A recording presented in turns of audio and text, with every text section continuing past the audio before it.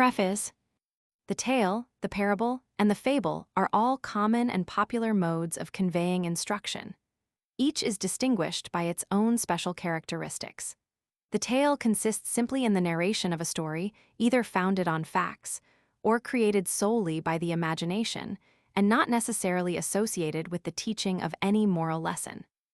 The parable is the designed use of language purposely intended to convey a hidden and secret meaning other than that contained in the words themselves, and which may or may not bear a special reference to the hearer or reader.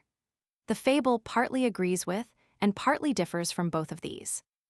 It will contain, like the tale, a short but real narrative. It will seek, like the parable, to convey a hidden meaning, and that not so much by the use of language as by the skillful introduction of fictitious characters. And yet, unlike to either tale or parable, it will ever keep in view, as its high prerogative and inseparable attribute, the great purpose of instruction, and will necessarily seek to inculcate some moral maxim, social duty, or political truth. The true fable, if it rise to its high requirements, ever aims at one great end and purpose: the representation of human motive and the improvement of human conduct, and yet it so conceals its design under the disguise of fictitious characters, by clothing with speech the animals of the field, the birds of the air, the trees of the wood, or the beasts of the forest, that the reader shall receive advice without perceiving the presence of the adviser. Thus the superiority of the counselor, which often renders counsel unpalatable, is kept out of view, and the lesson comes with the greater acceptance when the reader is led, unconsciously to himself, to have his sympathies enlisted in behalf of what is pure, honorable, and praiseworthy, and to have his indignation excited against what is low, ignoble, and unworthy. The true fabulist, therefore, discharges a most important function. He is neither a narrator nor an allegorist. He is a great teacher, a corrector of morals, a censor of vice, and a commender of virtue. In this consists the superiority of the fable over the tale or the parable. The fabulist is to create a laugh, but yet, under a merry guise, to convey instruction. Phaedrus, the great imitator of Aesop, plainly indicates this double purpose to be the true office of the writer of fables. Duplex libelli dus est, quadrasum movit, et quod prudenti videm concilio monet. The continual observance of this twofold aim creates the charm and accounts for the universal favor of the fables of Aesop. The fable, says Professor K. O. Mueller, originated in Greece in an intentional travesty of human affairs. The ainos, as its name denotes, is an admonition, or rather a reproof, veiled, either from fear of an excess of frankness, or from a love of fun and jest, beneath the fiction of an occurrence happening among beasts. And wherever we have any ancient and authentic account of the Aesopian fables, we find it to be the same. The construction of a fable involves a minute attention to 1, the narration itself, 2, the deduction of the moral, and 3, a careful maintenance of the individual characteristics of the fictitious personages introduced into it. The narration should relate to one simple action, consistent with itself, and neither be overladen with a multiplicity of details, nor distracted by a variety of circumstances. The moral or lesson should be so plain, and so intimately interwoven with, and so necessarily dependent on, the narration, that every reader should be compelled to give to it the same undeniable interpretation. The introduction of the animals or fictitious characters should be marked with an unexceptionable care and attention to their natural attributes, and to the qualities attributed to them by universal popular consent. The fox should be always cunning, the hare timid, the lion bold, the wolf cruel, the bull strong, the horse proud, and the ass patient. Many of these fables are characterized by the strictest observance of these rules. They are occupied with one short narrative from which the moral naturally flows, and with which it is intimately associated. "'Tis the simple manner," says Dodsley, "in which the morals of Aesop are interwoven with his fables that distinguishes him, and gives him the preference over all other mythologists. His mountain delivered of a mouse produces the moral of his fable in ridicule of pompous pretenders, and his crow, when she drops her cheese, lets fall, as it were by accident, the strongest admonition against the power of flattery." There is no need of a separate sentence to explain it, no possibility of impressing it deeper. By that load we too often see of accumulated reflections. An equal amount of praise is due for the consistency with which the characters of the animals, fictitiously introduced, are marked. While they are made to depict the motives and passions of men, they retain, in an eminent degree, their own special features of craft or counsel, of cowardice or courage, of generosity or rapacity.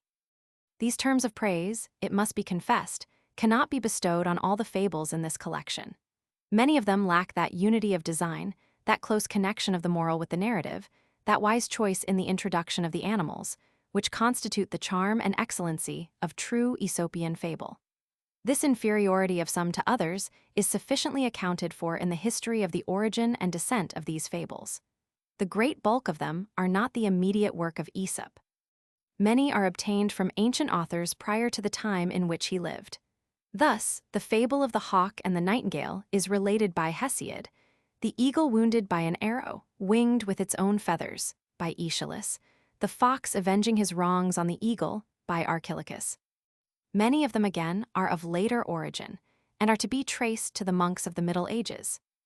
And yet this collection, though thus made up of fables both earlier and later than the era of Aesop, rightfully bears his name because he composed so large a number, all framed in the same mold, and conformed to the same fashion, and stamped with the same lineaments, image, and superscription, as to secure to himself the right to be considered the father of Greek fables, and the founder of this class of writing, which has ever since borne his name, and has secured for him through all succeeding ages the position of the first of moralists.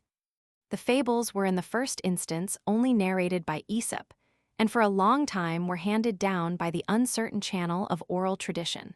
Socrates is mentioned by Plato as having employed his time while in prison, awaiting the return of the sacred ship from Delphos, which was to be the signal of his death, in turning some of these fables into verse, but he thus versified only such as he remembered. Demetrius Phalereus, a philosopher at Athens about 300 BC, is said to have made the first collection of these fables. Phaedrus, a slave by birth or by subsequent misfortunes, and admitted by Augustus to the honors of a freedman, imitated many of these fables in Latin iambics about the commencement of the Christian era. Aphthonius, a rhetorician of Antioch, AD 315, wrote a treatise on, and converted into Latin prose, some of these fables. This translation is the more worthy of notice, as it illustrates a custom of common use, both in these and in later times. The rhetoricians and philosophers were accustomed to give the fables of Aesop as an exercise to their scholars, not only inviting them to discuss the moral of the tale, but also to practice and to perfect themselves thereby in style and rules of grammar, by making for themselves new and various versions of the fables. Ausonius, the friend of the Emperor Valentinian, and the latest poet of eminence in the Western Empire, has handed down some of these fables in verse, which Julianus Titianus, a contemporary writer of no great name, translated into prose. Avienus, also a contemporary of Ausonius, put some of these fables into Latin elegiacs, which are given by Nevelet, in a book we shall refer to hereafter, and are occasionally incorporated with the additions of Phaedrus. 7 centuries elapsed before the next notice is found of the fables of Aesop. During this long period, these fables seem to have suffered an eclipse, to have disappeared, and to have been forgotten. And it is at the commencement of the 14th century, when the Byzantine emperors were the great patrons of learning, and amidst the splendors of an Asiatic court, that we next find honors paid to the name and memory of Aesop. Maximus Planudes, a learned monk of Constantinople, made a collection of about 150 of these fables. Little is known of his history. Planudes, however, was no mere recluse, shut up in his monastery. He took an active part in public affairs. In 1327 A.D., he was sent on a diplomatic mission to Venice by the Emperor Andronicus the Elder. This brought him into immediate contact with the Western Patriarch, whose interests he henceforth advocated with so much zeal as to bring on him suspicion and persecution from the rulers of the Eastern Church. Planudes has been exposed to a twofold accusation. He is charged on the one hand with having had before him a copy of Babrias, to whom we shall have occasion to refer at greater length in the end of this preface, and to have had the bad taste to transpose, or to turn his poetical version into prose. And he is asserted, on the other hand, never to have seen the fables of Aesop at all, but to have himself invented and made the fables which he palmed off under the name of the famous Greek fabulist. The truth lies between these two extremes. Planudes may have invented some few fables, or have inserted some that were current in his day.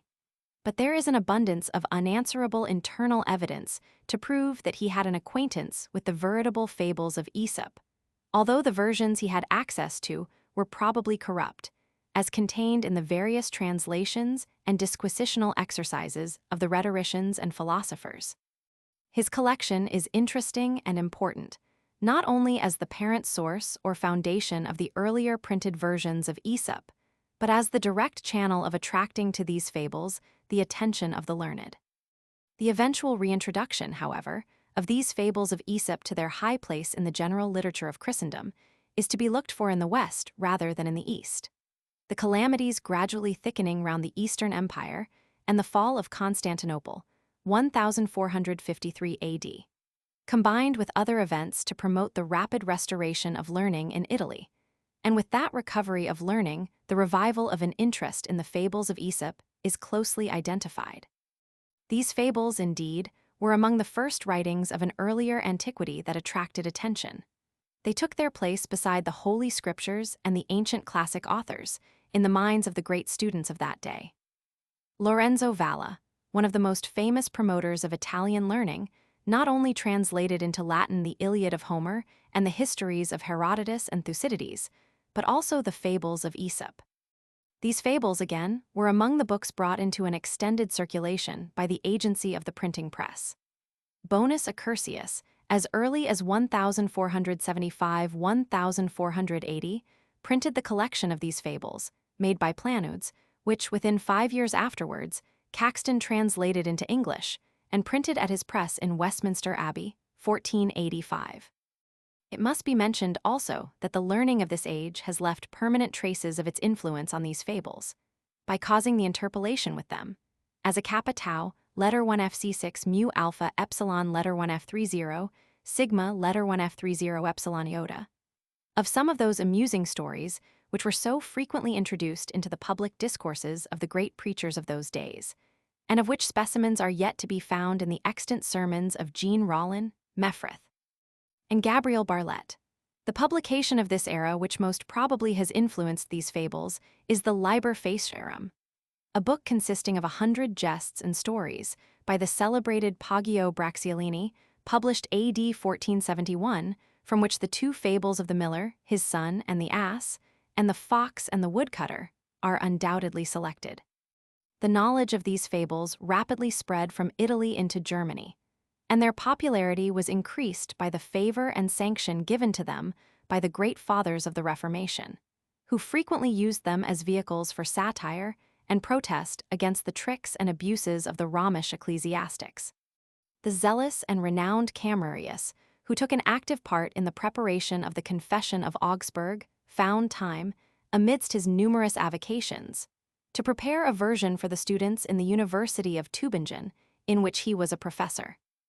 Martin Luther translated 20 of these fables and was urged by Melanchthon to complete the whole, while Gottfried Arnold, the celebrated Lutheran theologian and librarian to Frederick I, King of Prussia, mentions that the great reformer valued the fables of Aesop next after the Holy Scriptures. In 1546 AD, the second printed edition of the collection of the fables made by Planudes was issued from the printing press of Robert Stevens, in which were inserted some additional fables from a mise in the Bibliothèque du Roi at Paris. The greatest advance, however, towards a reintroduction of the fables of Aesop to a place in the literature of the world was made in the early part of the 17th century. In the year 1610, a learned Swiss, Isaac Nicholas Nevelet, sent forth the third printed edition of these fables in a work entitled Mythologia Aesopica. This was a noble effort to do honor to the great fabulist, and was the most perfect collection of Aesopian fables ever yet published. It consisted, in addition to the collection of fables given by Planudes and reprinted in the various earlier editions, of 136 new fables, never before published, from MSS. In the Library of the Vatican, of 40 fables attributed to Euphthonius, and of 43 from Babrias. It also contained the Latin versions of the same fables by Phaedrus, Avienus, and other authors. This volume of Nevelet forms a complete Corpus Fabularum Aesopicarum, And to his labors, Aesop owes his restoration to universal favor as one of the wise moralists and great teachers of mankind. During the interval of 3 centuries which has elapsed since the publication of this volume of Nevelitz, no book, with the exception of the Holy Scriptures, has had a wider circulation than Aesop's fables. They have been translated into the greater number of the languages both of Europe and of the East, and have been read, and will be read for generations, alike by Jew, heathen, Mohammedan, and Christian. They are, at the present time, not only engrafted into the literature of the civilized world, but are familiar as household words in the common intercourse and daily conversation of the inhabitants of all countries. This collection of Nevelitz is the great culminating point in the history of the revival of the fame and reputation of Aesopian fables. It is remarkable, also, as containing in its preface the germ of an idea, which has been since proved to have been correct by a strange chain of circumstances. Nevelet intimates an opinion that a writer named Babrias would be found to be the veritable author of the existing form of Aesopian fables. This intimation has since given rise to a series of inquiries, the knowledge of which is necessary, in the present day, to a full understanding of the true position of Aesop in connection with the writings that bear his name. The history of Babrias is so strange and interesting that it might not unfitly be enumerated among the curiosities of literature. He is generally supposed to have been a Greek of Asia Minor, of one of the Ionic colonies, but the exact period in which he lived and wrote is yet unsettled. He is placed, by one critic, as far back as the institution of the Achaean League, BC 250, by another as late as the Emperor Severus, who died AD 235, while others make him a contemporary with Phaedrus in the time of Augustus. At whatever time he wrote his version of Aesop, by some strange accident it seems to have entirely disappeared and to have been lost sight of. His name is mentioned by Avienus, by Suidas, a celebrated critic, at the close of the 11th century, who gives in his lexicon several isolated verses of his version of the fables, and by John Tzetzes, a grammarian and poet of Constantinople, who lived during the latter half of the 12th century. Nevelet, in the preface to the volume which we have described, points out that the fables of Planudes could not be the work of Aesop, as they contain a reference in 2 places to holy monks, and give a verse from the Epistle of St. James as an epimeth to one of the fables, and suggests Babrias as their author. Francis Vavasseur, a learned French Jesuit, entered at greater length on this subject, and produced further proofs from internal evidence, from the use of the word Piraeus in describing the harbor of Athens, a name which was not given till 200 years after Aesop, and from the introduction of other modern words, that many of these fables must have been at least committed to writing posterior to the time of Aesop, and more boldly suggests Babrias as their author or collector. These various references to Babrias induced Dr. Richard Bentley, at the close of the 17th century, to examine more minutely the existing versions of Aesop's fables, and he maintained that many of them could, with a slight change of words, be resolved into the Scazonic iambics, in which Babrias is known to have written. And, with a greater freedom than the evidence then justified, he put forth, in behalf of Babrias, a claim to the exclusive authorship of these fables. Such a seemingly extravagant theory, thus roundly asserted, excited much opposition. Dr. Bentley met with an able antagonist in a member of the University of Oxford, the Hun, Mr. Charles Boyle, afterwards Earl of Orrery. Their letters and disputations on this subject, enlivened on both sides with much wit and learning, will ever bear a conspicuous place in the literary history of the 17th century. The arguments of Dr. Bentley were yet further defended a few years later by Mr. Thomas Tyrwhitt, a well-read scholar, who gave up high civil distinctions that he might devote himself the more unreservedly to literary pursuits. Mr. Tyrwhitt published, A.D. 1776, a dissertation on Babrias, and a collection of his fables in choliambic meter found in a Ms. in the Bodleian Library at Oxford. Francesco de Furia, a learned Italian, contributed further testimony to the correctness of the supposition that Babrias had made a veritable collection of fables by printing from a Ms. contained in the Vatican Library several fables never before published. In the year 1844, however, new and unexpected light was thrown upon the subject. A veritable copy of Babria's was found in a manner as singular as were the MSS of Quintilian's Institutes and of Cicero's orations by Poggio in the monastery of St. Gall AD 1416. M. Menades, at the suggestion of M. Villemain, Minister of Public Instruction to King Louis Philippe, had been entrusted with a commission to search for ancient MSS. And in carrying out his instructions, he found a Ms. at the convent of St. Laura, on Mount Athos, which proved to be a copy of the long-suspected and wished-for choliambic version of Babria's. This Ms. was found to be divided into two books, the one containing 125 and the other 95 fables. This discovery attracted very general attention, not only as confirming, in a singular manner, the conjectures so boldly made by a long chain of critics, but as bringing to light valuable literary treasures tending to establish the reputation and to confirm the antiquity and authenticity of the great mass of Aesopian fable. The fables thus recovered were soon published. They found a most worthy editor in the late distinguished Sir George Cornwall Lewis, and a translator equally qualified for his task in the Reverend James Davies, M.A., sometime a scholar of Lincoln College, Oxford, and himself a relation of their English editor. Thus, after an eclipse of many centuries, Babria's shines out as the earliest and most reliable collector of veritable Aesopian fables. Having thus given a complete synopsis of the origin, descent, and history of these fables, it only remains to explain the reasons which have induced the publishers to prepare a new edition of Aesop, and to state the grounds on which they hope to establish a claim for support and public approval in their undertaking. They boldly assert that the new light thrown upon these fables by the discovery of the metrical version by Babria's renders a new translation an inevitable necessity. The two chief existing English versions of Aesop are those by Archdeacon Croxall and by the late Reverend Thomas James, Canon of Peterborough. The first of these deviates so very far from the text that it degenerates into a parody. The fables are so padded, diluted, and altered as to give very little idea to the reader either of the terseness or the meaning of the original. The second of these is an improvement on its predecessor, but Mr. James, either out of compliance with the wishes of the publishers or in condescension to the taste prevalent some 20 years ago, has so freely introduced as the point of the fable conventional English sayings which are not sanctioned by the Greek, and which in many instances are scarcely equivalent to it, that his version frequently approaches a paraphrase rather than a translation. The publishers therefore ground their first claim for public approval on the necessity of a new translation. They trust further that their present work will have met that necessity in a satisfactory manner.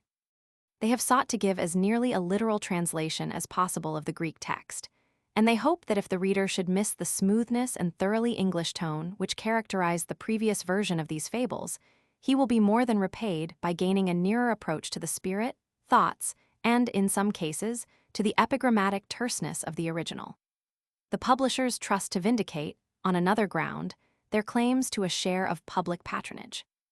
They have inserted 100 new fables, and they have the satisfaction of knowing that this edition, on which they have spared no pains nor cost, will afford a larger choice and greater variety to the numerous and increasing circle of the admirers of Aesopian fables.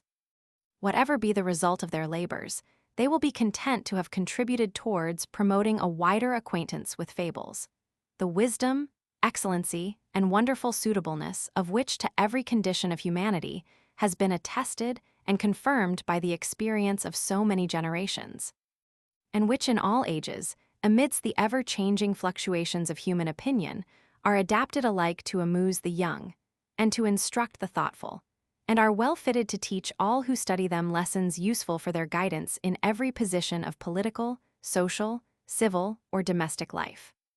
The editor must claim the privilege of adding a few words on a matter personal to himself. He has already within the last few months been connected with one edition of Aesop, and it may seem strange that he should be willing to undertake the superintendence of another. His answer is that the two works on which he has been engaged were totally distinct and entirely independent of each other. The first was a request to furnish new morals and applications to a definite number of fables. The other was a commission to add a large number of additional fables and to make a wholly new translation. the necessity of a new and improved translation the editor then recognized and would have willingly undertaken. It was a wish he had much at heart, and when the proposal was voluntarily made to him by the present publishers to undertake the task of a new translation of an enlarged number of Aesop's fables, he saw no reason for refusing the offer because of his prior discharge of a totally different design. And he resolved to comply with the request submitted to him, and to do his best towards the attainment of so desirable an object as a purer translation and more literal rendering of fables so justly celebrated. The following are the sources from which the present translation has been prepared. Babriae Fabulae Aesopi, George Cornwall Lewis, Oxford, 1846. Babriae Fabulae Aesopi, e codis manuscripto partum secundum edidit, George Cornwall Lewis, London, Parker, 1857. Mythologica Aesopica, Opera et Studia Issae Nicolae Nevoletti, Frankfurt, 1610. Fabulae Aesopici, quales antiplanodum ferabentur cura et studio Franciscae de Furia, Lipsi, 1810. Alpha letter 1F30, sigma omega, pi epsilon letter 1F76 omega, nu mu upsilon theta letter 1F6, nu sigma upsilon nu alpha gamma omega gamma eta. Ex recognition Caroli Halmii. Lipsi, 1851. Phaedri Fabulae Aesopiae, Delphin Classics, 1822. George Filer Townsend. Life of Aesop. The life and history of Aesop is involved, like that of Homer, the most famous of Greek poets, in much obscurity. Sardis, the capital of Lydia, Samos, a Greek island, Mesembria, an ancient colony in Thrace, and Cocium, the chief city of a province of Phrygia, contend for the distinction of being the birthplace of Aesop. Although the honor thus claimed cannot be definitely assigned to any one of these places, yet there are a few incidents now generally accepted by scholars as established facts, relating to the birth, life, and death of Aesop. He is, by an almost universal consent, allowed to have been born about the year 620 BC and to have been by birth a slave. He was owned by two masters in succession, both inhabitants of Samos, Xanthus, and Jadmon, the latter of whom gave him his liberty as a reward for his learning and wit. One of the privileges of a freedman in the ancient republics of Greece was the permission to take an active interest in public affairs. And Aesop, like the philosophers Phaedo, Menipus, and Epictetus, in later times, raised himself from the indignity of a servile condition to a position of high renown. In his desire alike to instruct and to be instructed, he traveled through many countries, and among others came to Sardis, the capital of the famous king of Lydia, the great patron, in that day, of learning and of learned men. He met at the court of Croesus with Solon, Thales, and other sages, and is related so to have pleased his royal master by the part he took in the conversations held with these philosophers, that he applied to him an expression which has since passed into a proverb: mu letter 1FB6 lambda lambda omicron nu letter 1F41 phi-rho upsilon psi. The Phrygian has spoken better than all. On the invitation of Croesus, he fixed his residence at Sardis, and was employed by that monarch in various difficult and delicate affairs of state. In his discharge of these commissions, he visited the different petty republics of Greece. At one time he is found in Corinth, and at another in Athens, endeavoring, by the narration of some of his wise fables, to reconcile the inhabitants of those cities to the administration of their respective rulers Periander and Pisistratus. One of these ambassadorial missions, undertaken at the command of Croesus, was the occasion of his death.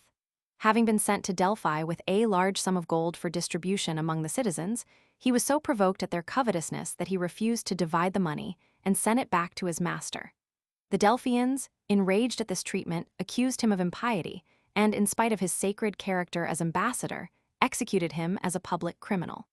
This cruel death of Aesop was not unavenged. The citizens of Delphi were visited with a series of calamities until they made a public reparation of their crime, and the blood of Aesop became a well-known adage, bearing witness to the truth that deeds of wrong would not pass unpunished. Neither did the great fabulist lack posthumous honors, for a statue was erected to his memory at Athens, the work of Lysippus, one of the most famous of Greek sculptors.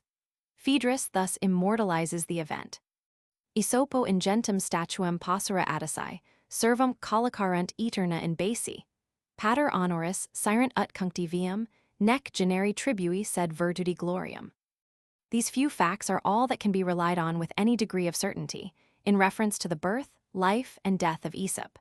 They were first brought to light, after a patient search and diligent perusal of ancient authors, by a Frenchman, M. Claude Gaspard Bocquet de Maziriac, who declined the honor of being tutor to Louis Roman XIII of France from his desire to devote himself exclusively to literature.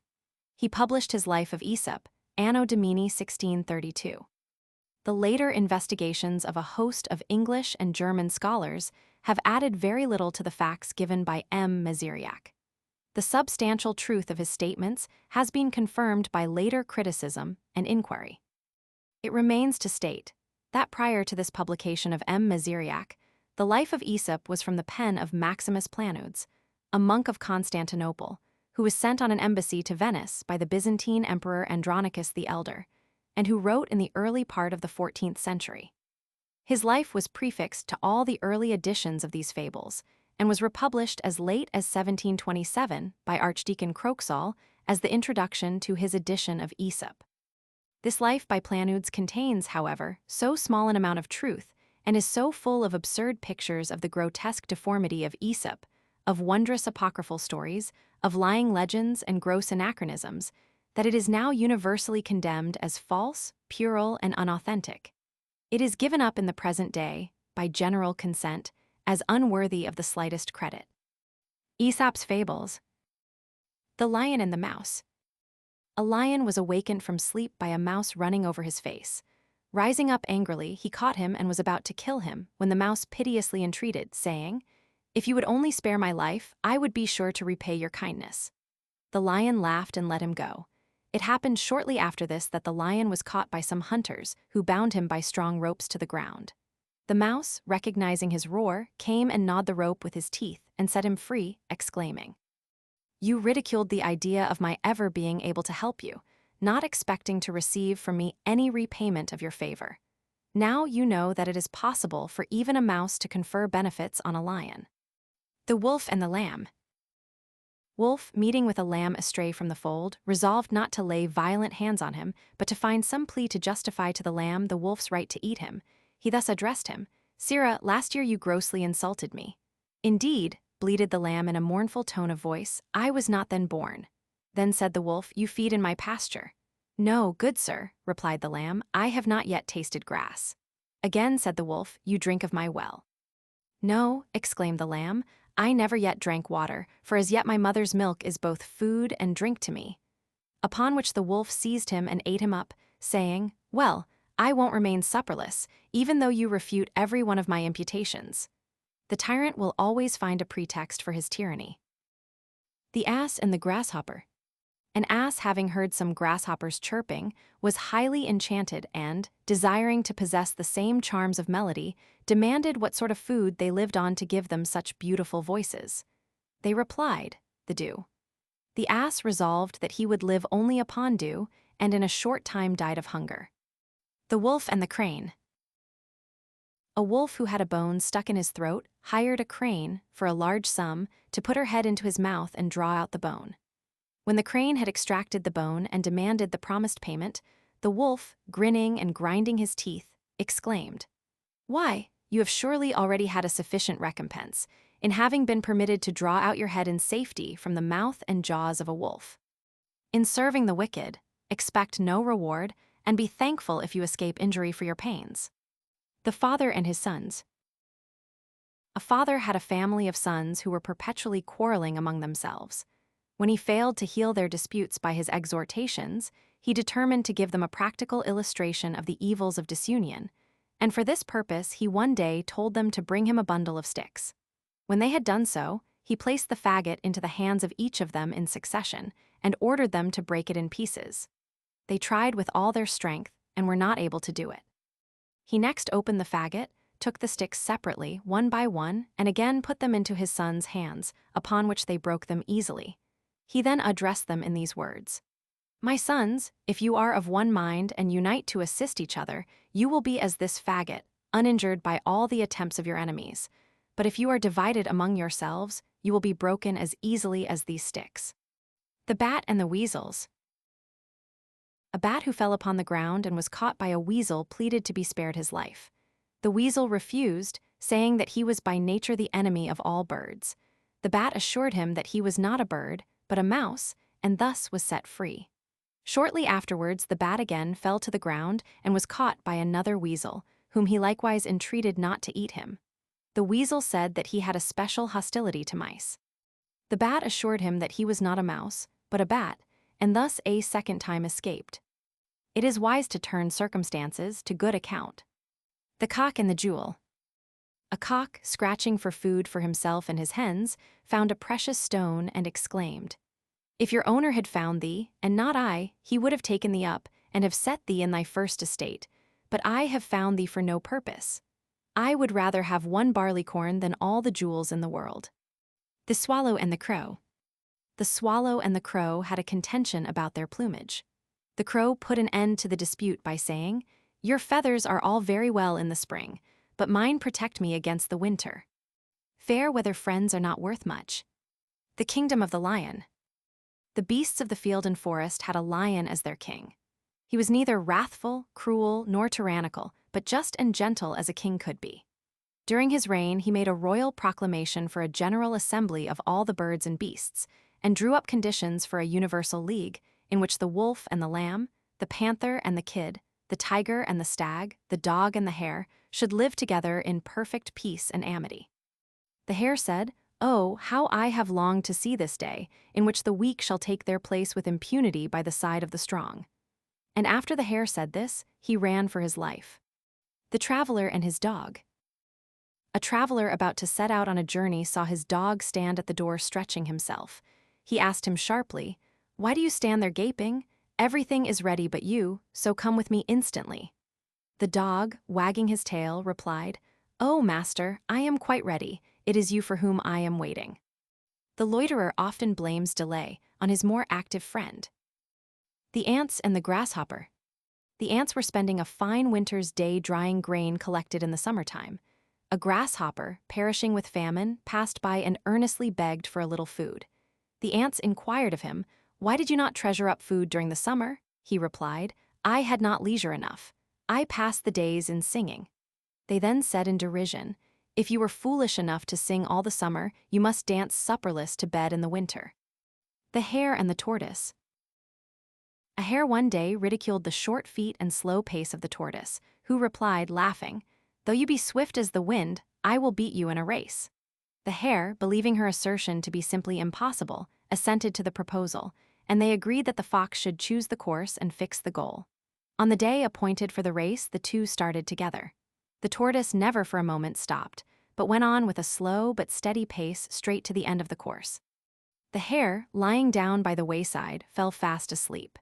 At last, waking up and moving as fast as he could, he saw the tortoise had reached the goal and was comfortably dozing after her fatigue.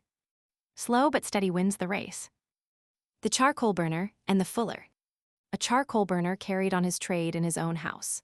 One day he met a friend, a fuller, and entreated him to come and live with him, saying that they should be far better neighbors and that their housekeeping expenses would be lessened. The fuller replied, "The arrangement is impossible as far as I am concerned, for whatever I should whiten, you would immediately blacken again with your charcoal. Like will draw like." The Boy Hunting Locusts. A boy was hunting for locusts. He had caught a goodly number when he saw a scorpion and, mistaking him for a locust, reached out his hand to take him. The scorpion, showing his sting, said, "If you had but touched me, my friend, you would have lost me, and all your locusts too." The Fisherman Piping. A fisherman skilled in music took his flute and his nets to the seashore. Standing on a projecting rock, he played several tunes in the hope that the fish, attracted by his melody, would of their own accord dance into his net, which he had placed below. At last, having long waited in vain, he laid aside his flute, and casting his net into the sea, made an excellent haul of fish. When he saw them leaping about in the net upon the rock, he said, "O you most perverse creatures, when I piped you would not dance, but now that I have ceased you do so merrily." The Dog and the Shadow. A dog, crossing a bridge over a stream with a piece of flesh in his mouth, saw his own shadow in the water and took it for that of another dog, with a piece of meat double his own in size. He immediately let go of his own and fiercely attacked the other dog to get his larger piece from him. He thus lost both, that which he grasped at in the water, because it was a shadow, and his own, because the stream swept it away. Hercules and the Wagoner. A carter was driving a wagon along a country lane when the wheels sank down deep into a rut. The rustic driver, stupefied and aghast, stood looking at the wagon and did nothing but utter loud cries to Hercules to come and help him. Hercules, it is said, appeared and thus addressed him. "Put your shoulders to the wheels, my man. Goad on your bullocks and never more pray to me for help until you have done your best to help yourself, or depend upon it you will henceforth pray in vain. Self-help is the best help." The Mole and His Mother. A mole, a creature blind from birth, once said to his mother, "I am sure then I can see, mother." In the desire to prove to him his mistake, his mother placed before him a few grains of frankincense and asked, "What is it?" The young mole said, "It is a pebble." His mother exclaimed, "My son, I am afraid that you are not only blind, but that you have lost your sense of smell." The Herdsman and the Lost Bull. A herdsman tending his flock in a forest lost a bull calf from the fold. After a long and fruitless search, he made a vow that, if he could only discover the thief who had stolen the calf, he would offer a lamb in sacrifice to Hermes, Pan, and the guardian deities of the forest. Not long afterwards, as he ascended a small hillock, he saw at its foot a lion feeding on the calf. Terrified at the sight, he lifted his eyes and his hands to heaven and said, "Just now I vowed to offer a lamb to the guardian deities of the forest if I could only find out who had robbed me. But now that I have discovered the thief, I would willingly add a full-grown bull to the calf I have lost, if I may only secure my own escape from him in safety." The Fawn and His Mother. A young fawn once said to his mother, "You are larger than a dog and swifter and more used to running, and you have your horns as a defense. Why then, O mother, do the hounds frighten you so?" She smiled and said, "I know full well, my son, that all you say is true. I have the advantages you mention, but when I hear even the bark of a single dog I feel ready to faint and fly away as fast as I can. No arguments will give courage to the coward." The Ass, the Fox, and the Lion. The ass and the fox, having entered into partnership together for their mutual protection, went out into the forest to hunt. They had not proceeded far when they met a lion. The fox, seeing imminent danger, approached the lion and promised to contrive for him the capture of the ass if the lion would pledge his word not to harm the fox. Then, upon assuring the ass that he would not be injured, the fox led him to a deep pit and arranged that he should fall into it. The lion, seeing that the ass was secured, immediately clutched the fox and attacked the ass at his leisure. The Flies and the Honey Pot. A number of flies were attracted to a jar of honey which had been overturned in a housekeeper's room, and placing their feet in it, ate greedily.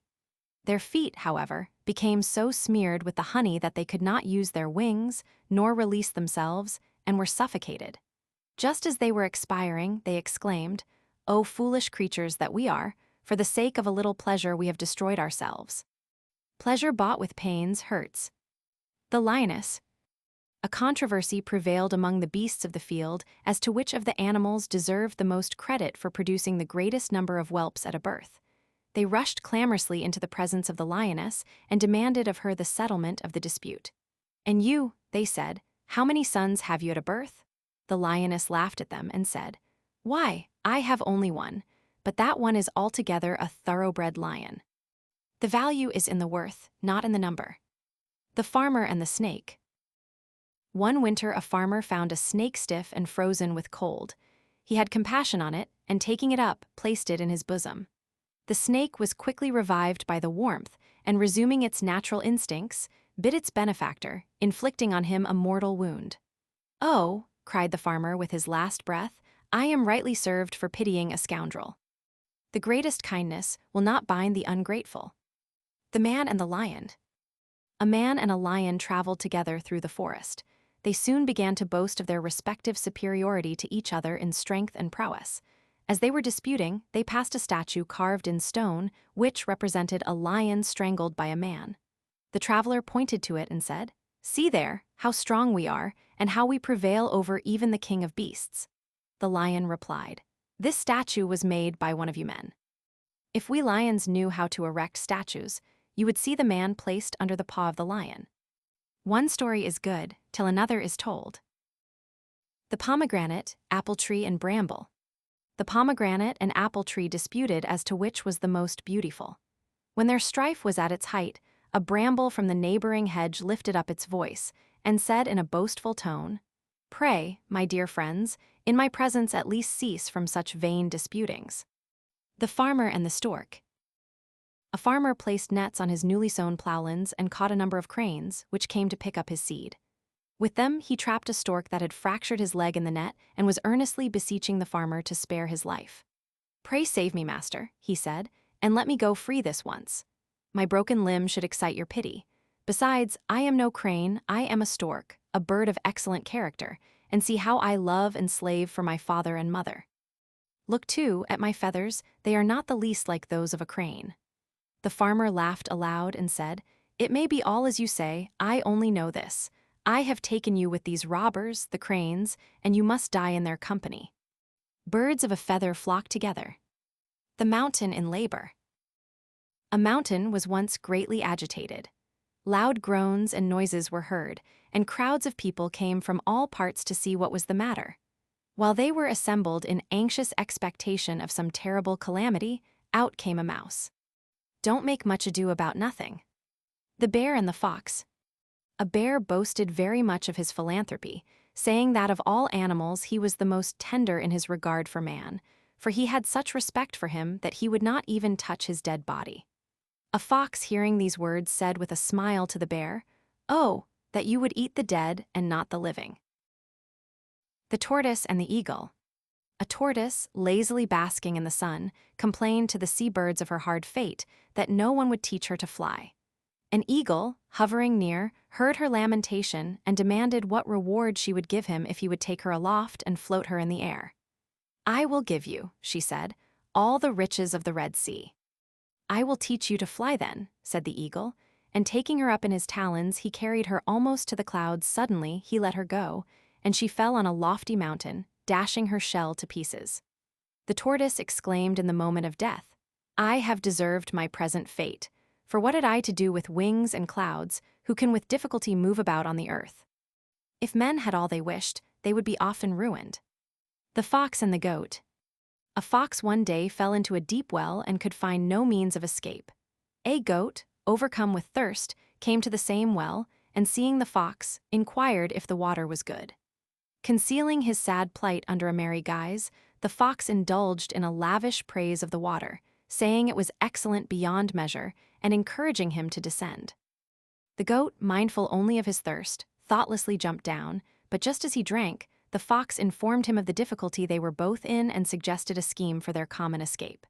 "If," said he, "you will place your forefeet upon the wall and bend your head, I will run up your back and escape, and will help you out afterwards." The goat readily assented, and the fox leaped upon his back. Steadying himself with the goat's horns, he safely reached the mouth of the well and made off as fast as he could. When the goat upbraided him for breaking his promise, he turned around and cried out, "You foolish old fellow!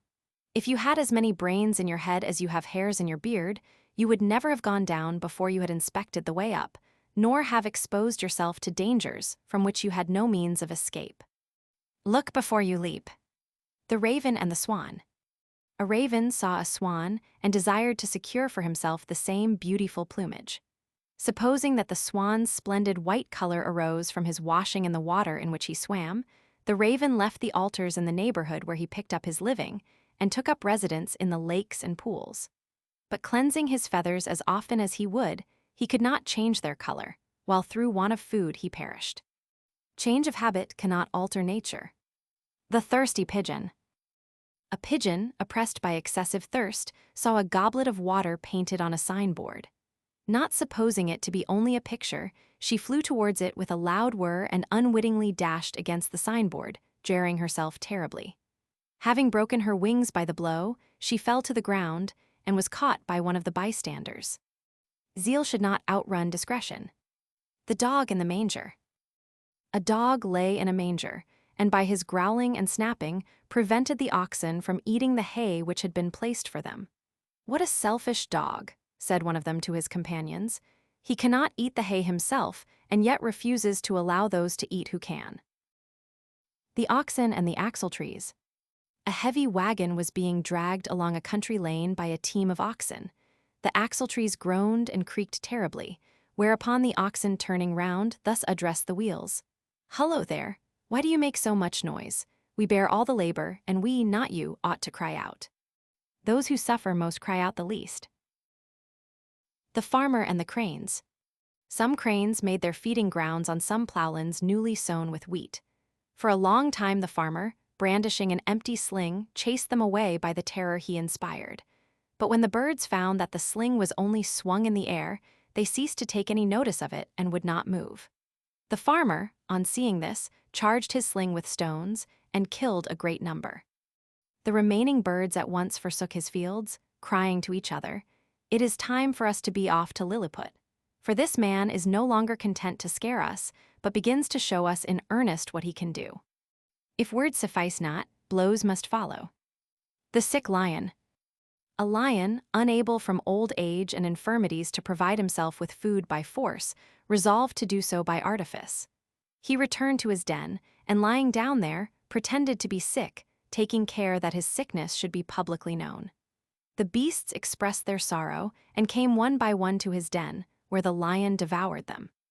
After many of the beasts had thus disappeared, the fox discovered the trick and, presenting himself to the lion, stood on the outside of the cave, at a respectful distance, and asked him how he was. "I am very middling," replied the lion, "but why do you stand without? Pray enter within to talk with me." "No, thank you," said the fox. "I notice that there are many prints of feet entering your cave, but I see no trace of any returning." He is wise who is warned by the misfortunes of others. The bear and the two travelers. Two men were traveling together when a bear suddenly met them on their path. One of them climbed up quickly into a tree and concealed himself in the branches. The other, seeing that he must be attacked, fell flat on the ground, and when the bear came up and felt him with his snout, and smelt him all over, he held his breath and feigned the appearance of death as much as he could. The bear soon left him, for it is said he will not touch a dead body.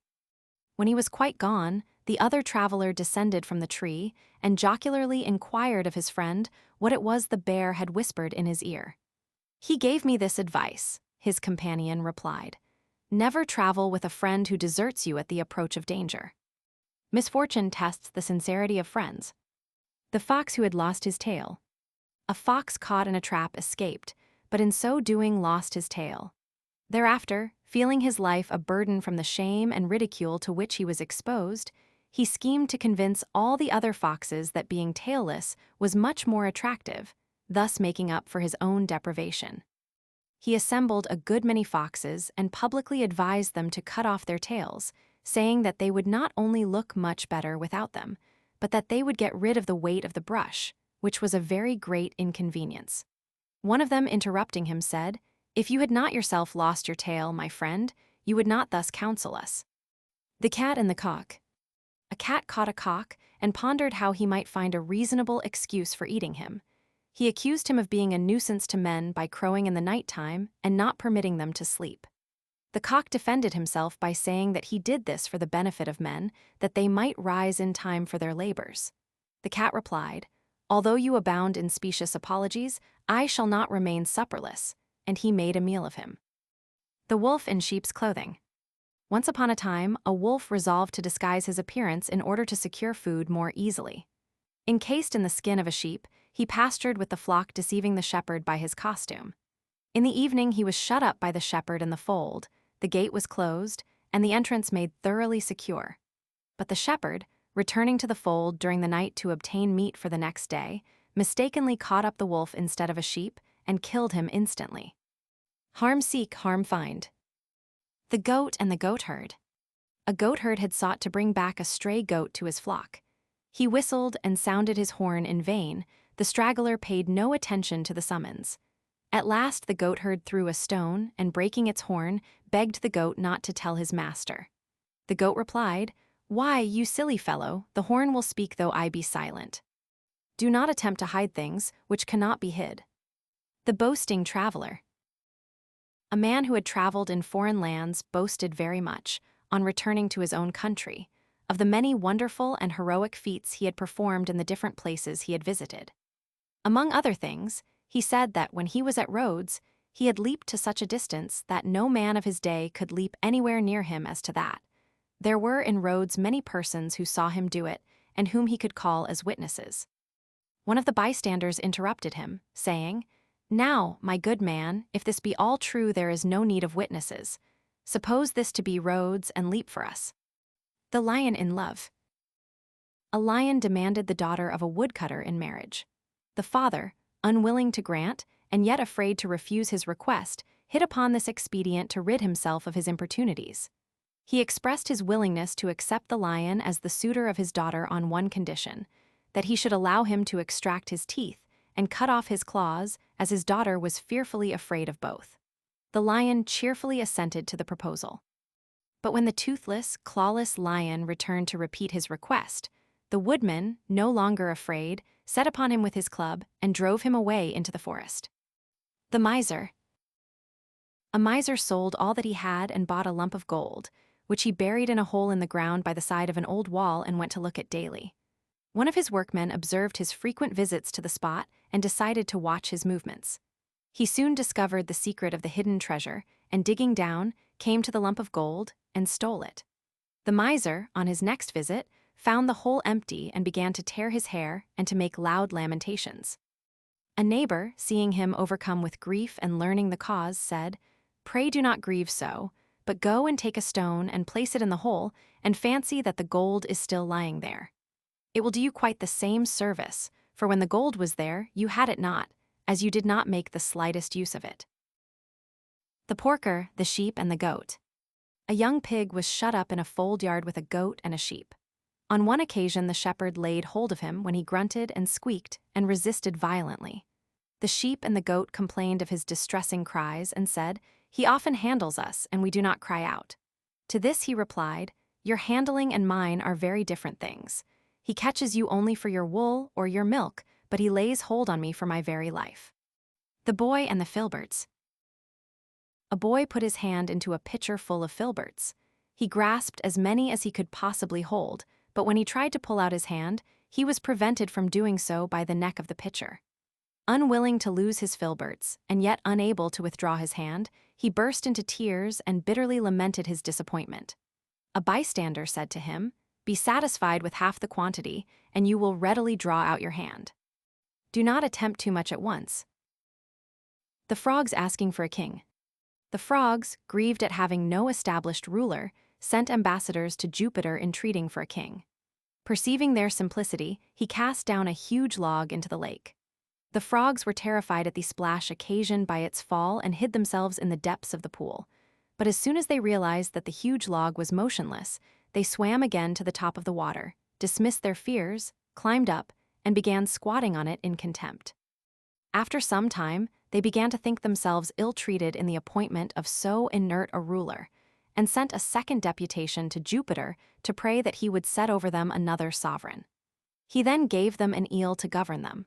When the frogs discovered his easy good nature, they sent yet a third time to Jupiter to beg him to choose for them still another king. Jupiter, displeased with all their complaints, sent a heron, who preyed upon the frogs day by day till there were none left to croak upon the lake. The laborer and the snake. A snake, having made his hole close to the porch of a cottage, inflicted a mortal bite on the cottager's infant son. Grieving over his loss, the father resolved to kill the snake. The next day, when it came out of its hole for food, he took up his axe, but by swinging too hastily, missed its head and cut off only the end of its tail. After some time, the cottager, afraid that the snake would bite him also, endeavored to make peace and placed some bread and salt in the hole. The snake, slightly hissing, said, "There can henceforth be no peace between us, for whenever I see you I shall remember the loss of my tail, and whenever you see me you will be thinking of the death of your son. No one truly forgets injuries in the presence of him who caused the injury." The lion, the mouse, and the fox.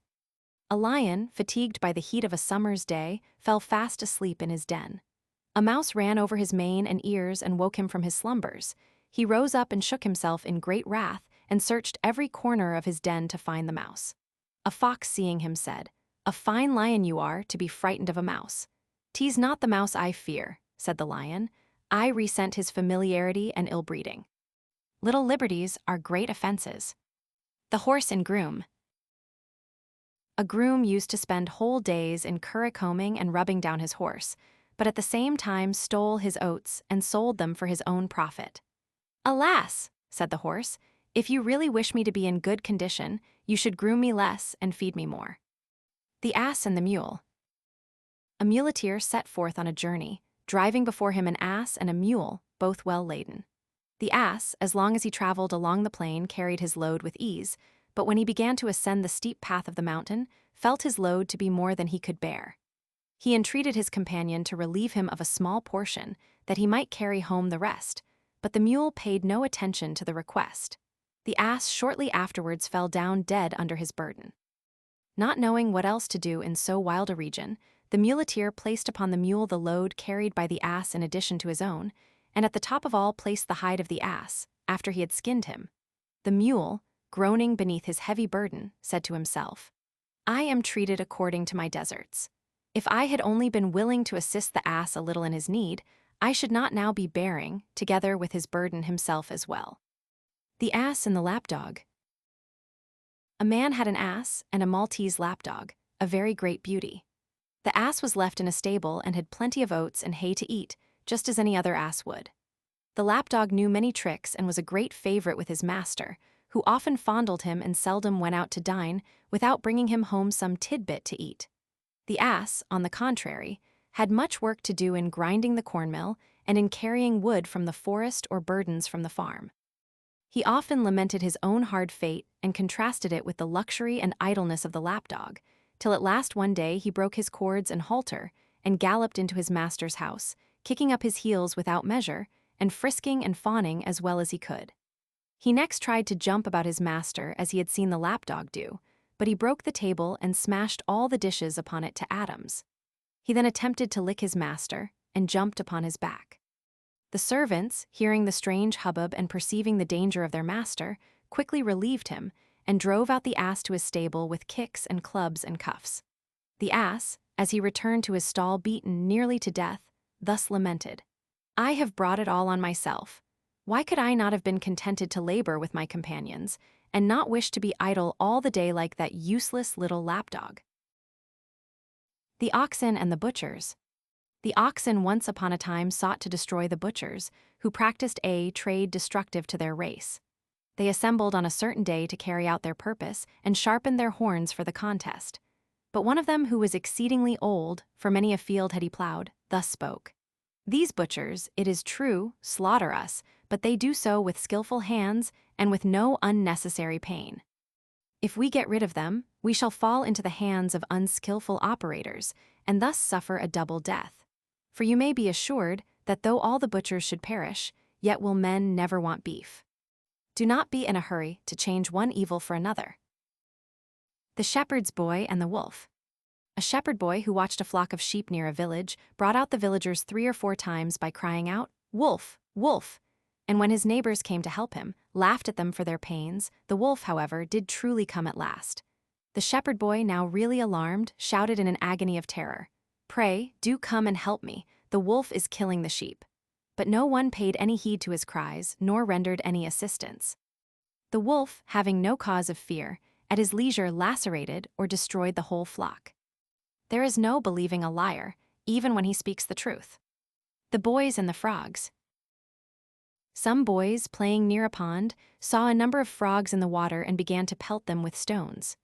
They killed several of them when one of the frogs, lifting his head out of the water, cried out, Pray stop, my boys, what is sport to you is death to us. The Salt Merchant and his Ass. A peddler drove his ass to the seashore to buy salt. His road home lay across a stream into which his ass, making a false step, fell by accident and rose up again with his load considerably lighter as the water melted the sack. The peddler retraced his steps and refilled his panniers with a larger quantity of salt than before. When he came again to the stream, the ass fell down on purpose in the same spot, and regaining his feet with the weight of his load much diminished, brayed triumphantly as if he had obtained what he desired. The peddler saw through his trick and drove him for the 3rd time to the coast, where he bought a cargo of sponges instead of salt. The ass, again playing the fool, fell down on purpose when he reached the stream, but the sponges became swollen with water, greatly increasing his load. And thus his trick recoiled on him, for he now carried on his back a double burden. The mischievous dog. A dog used to run up quietly to the heels of everyone he met, and to bite them without notice. His master suspended a bell about his neck so that the dog might give notice of his presence wherever he went. Thinking it a mark of distinction, the dog grew proud of his bell and went tinkling it all over the marketplace. One day an old hound said to him, "Why do you make such an exhibition of yourself? That bell that you carry is not, believe me, any order of merit, but on the contrary a mark of disgrace, a public notice to all men to avoid you as an ill-mannered dog." Notoriety is often mistaken for fame. The goatherd and the wild goats. A goatherd, driving his flock from their pasture at eventide, found some wild goats mingled among them, and shut them up together with his own for the night. The next day it snowed very hard, so that he could not take the herd to their usual feeding places, but was obliged to keep them in the fold. He gave his own goats just sufficient food to keep them alive, but fed the strangers more abundantly in the hope of enticing them to stay with him and of making them his own. When the thaw set in, he led them all out to feed, and the wild goats scampered away as fast as they could to the mountains. The goatherd scolded them for their ingratitude in leaving him, when during the storm he had taken more care of them than of his own herd. One of them, turning about, said to him, "That is the very reason why we are so cautious, for if you yesterday treated us better than the goats you have had so long, it is plain also that if others came after us, you would in the same manner prefer them to ourselves. Old friends cannot with impunity be sacrificed for new ones." The man and his two sweethearts. A middle-aged man, whose hair had begun to turn gray, courted two women at the same time. One of them was young, and the other well advanced in years. The elder woman, ashamed to be courted by a man younger than herself, made a point, whenever her admirer visited her, to pull out some portion of his black hairs. The younger, on the contrary, not wishing to become the wife of an old man, was equally zealous in removing every gray hair she could find. Thus it came to pass that between them both, he very soon found that he had not a hair left on his head. Those who seek to please everybody please nobody. The sick stag. A sick stag lay down in a quiet corner of its pasture ground. His companions came in great numbers to inquire after his health, and each one helped himself to a share of the food which had been placed for his use, so that he died, not from his sickness, but from the failure of the means of living. Evil companions bring more hurt than profit. The boy and the nettles. A boy was stung by a nettle. He ran home and told his mother, saying, "Although it hurts me very much, I only touched it gently." "That was just why it stung you," said his mother. "The next time you touch a nettle, grasp it boldly, and it will be soft as silk to your hand and not in the least hurt you. Whatever you do, do with all your might." The astronomer. An astronomer used to go out at night to observe the stars. One evening, as he wandered through the suburbs with his whole attention fixed on the sky, he fell accidentally into a deep well. While he lamented and bewailed his sores and bruises, and cried loudly for help, a neighbor ran to the well, and learning what had happened said, "Hark ye, old fellow, why, in striving to pry into what is in heaven, do you not manage to see what is on earth?" The wolves and the sheep. "Why should there always be this fear and slaughter between us?" said the wolves to the sheep.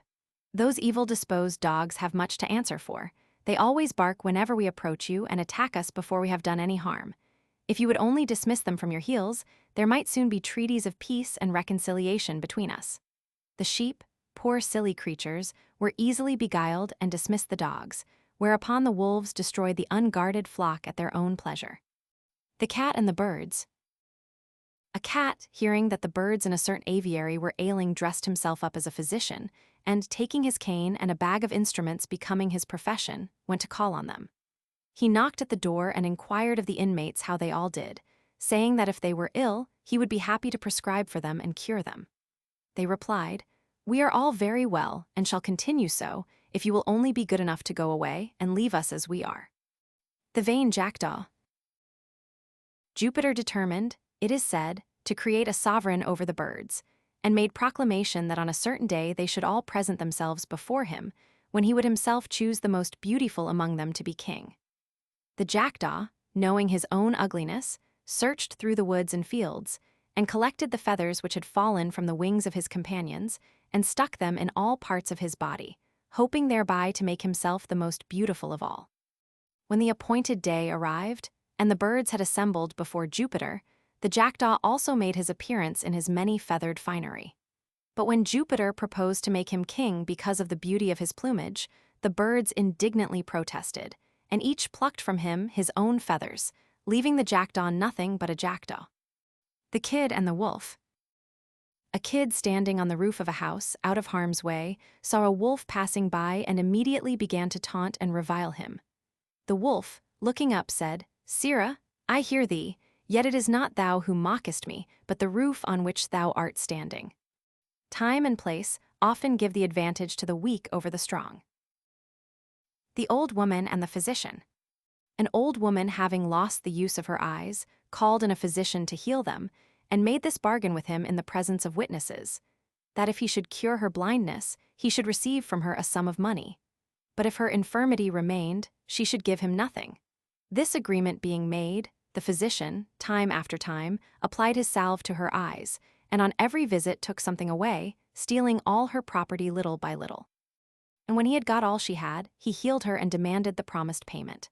The old woman, when she recovered her sight and saw none of her goods in her house, would give him nothing. The physician insisted on his claim, and, as she still refused, summoned her before the judge.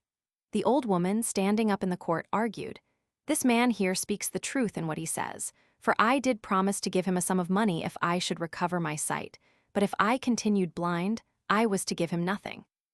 Now he declares that I am healed. I, on the contrary, affirm that I am still blind, for when I lost the use of my eyes, I saw in my house various chattels and valuable goods. But now, though he swears I am cured of my blindness, I am not able to see a single thing in it." The Ox and the Frog. An ox drinking at a pool trod on a brood of young frogs and crushed one of them to death. The mother, coming up and missing one of her sons, inquired of his brothers what had become of him. "He is dead, dear mother, for just now a very huge beast with 4 great feet came to the pool and crushed him to death with his cloven heel." The frog, puffing herself out, inquired if the beast was as big as that in size. "Cease, mother, to puff yourself out," said her son, "and do not be angry, for you would, I assure you, sooner burst than successfully imitate the hugeness of that monster." The Farmer and His Sons. A father, being on the point of death, wished to be sure that his sons would give the same attention to his farm as he himself had given it. He called them to his bedside and said, "My sons, there is a great treasure hid in one of my vineyards." The sons, after his death, took their spades and mattocks and carefully dug over every portion of their land. They found no treasure, but the vines repaid their labor by an extraordinary and superabundant crop. The Heifer and the Ox. A heifer saw an ox hard at work harnessed to a plow, and tormented him with reflections on his unhappy fate in being compelled to labor. Shortly afterwards, at the harvest festival, the owner released the ox from his yoke, but bound the heifer with cords and led him away to the altar to be slain in honor of the occasion. The ox saw what was being done and said with a smile to the heifer, "For this you were allowed to live in idleness, because you were presently to be sacrificed." The Fighting Cocks and the Eagle. 2 game cocks were fiercely fighting for the mastery of the farmyard. One at last put the other to flight. The vanquished cock skulked away and hid himself in a quiet corner, while the conqueror, flying up to a high wall, flapped his wings and crowed exultingly with all his might. An eagle sailing through the air pounced upon him and carried him off in his talons. The vanquished cock immediately came out of his corner and ruled henceforth with undisputed mastery. Pride goes before destruction. The Charger and the Miller. A charger, feeling the infirmities of age, was sent to work in a mill instead of going out to battle. But when he was compelled to grind instead of serving in the wars, he bewailed his change of fortune and called to mind his former state, saying, "Ah, Miller, I had indeed to go campaigning before, but I was barbed from counter to tail, and a man went along to groom me, and now I cannot understand what ailed me to prefer the mill before the battle." "Forbear," said the miller to him, harping on what was of yore, "for it is the common lot of mortals to sustain the ups and downs of fortune." The Fox and the Monkey. A monkey once danced in an assembly of the beasts, and so pleased them all by his performance that they elected him their king. A fox, envying him the honor, discovered a piece of meat lying in a trap, and leading the monkey to the place where it was, said that she had found a store, but had not used it. She had kept it for him as treasure trove of his kingdom, and counseled him to lay hold of it. The monkey approached carelessly and was caught in the trap, and on his accusing the fox of purposely leading him into the snare, she replied, "O monkey, and are you, with such a mind as yours, going to be king over the beasts?" The horse and his rider. A horse soldier took the utmost pains with his charger. As long as the war lasted, he looked upon him as his fellow helper in all emergencies and fed him carefully with hay and corn. But when the war was over, he only allowed him chaff to eat and made him carry heavy loads of wood, subjecting him to much slavish drudgery and ill-treatment. War was again proclaimed, however, and when the trumpet summoned him to his standard, the soldier put on his charger its military trappings and mounted, being clad in his heavy coat of mail. The horse fell down straightway under the weight, no longer equal to the burden, and said to his master, "You must now go to the war on foot, for you have transformed me from a horse into an ass. And how can you expect that I can again turn in a moment from an ass to a horse?" The belly and the members. The members of the body rebelled against the belly and said, "Why should we be perpetually engaged in administering to your wants, while you do nothing but take your rest, and enjoy yourself in luxury and self-indulgence?" The members carried out their resolve and refused their assistance to the belly. The whole body quickly became debilitated, and the hands, feet, mouth, and eyes, when too late, repented of their folly. The widow and her little maidens. A widow who was fond of cleaning had 2 little maidens to wait on her. She was in the habit of waking them early in the morning, at cock-crow. The maidens, aggravated by such excessive labor, resolved to kill the cock who roused their mistress so early. When they had done this, they found that they had only prepared for themselves greater troubles, for their mistress, no longer hearing the hour from the cock, woke them up to their work in the middle of the night. The vine and the goat. A vine was luxuriant in the time of vintage with leaves and grapes. A goat, passing by, nibbled its young tendrils and its leaves. The vine addressed him and said, "Why do you thus injure me without a cause and crop my leaves? Is there no young grass left? But I shall not have to wait long for my just revenge, for if you now should crop my leaves and cut me down to my root, I shall provide the wine to pour over you when you are led as a victim to the sacrifice." Jupiter and the monkey. Jupiter issued a proclamation to all the beasts of the forest and promised a royal reward to the one whose offspring should be deemed the handsomest. The monkey came with the rest and presented, with all a mother's tenderness, a flat-nosed, hairless, ill-featured young monkey as a candidate for the promised reward. A general laugh saluted her on the presentation of her son. She resolutely said, "I know not whether Jupiter will allot the prize to my son, but this I do know, that he is at least in the eyes of me his mother, the dearest, handsomest, and most beautiful of all." The hawk, the kite, and the pigeons. The pigeons, terrified by the appearance of a kite, called upon the hawk to defend them. He at once consented.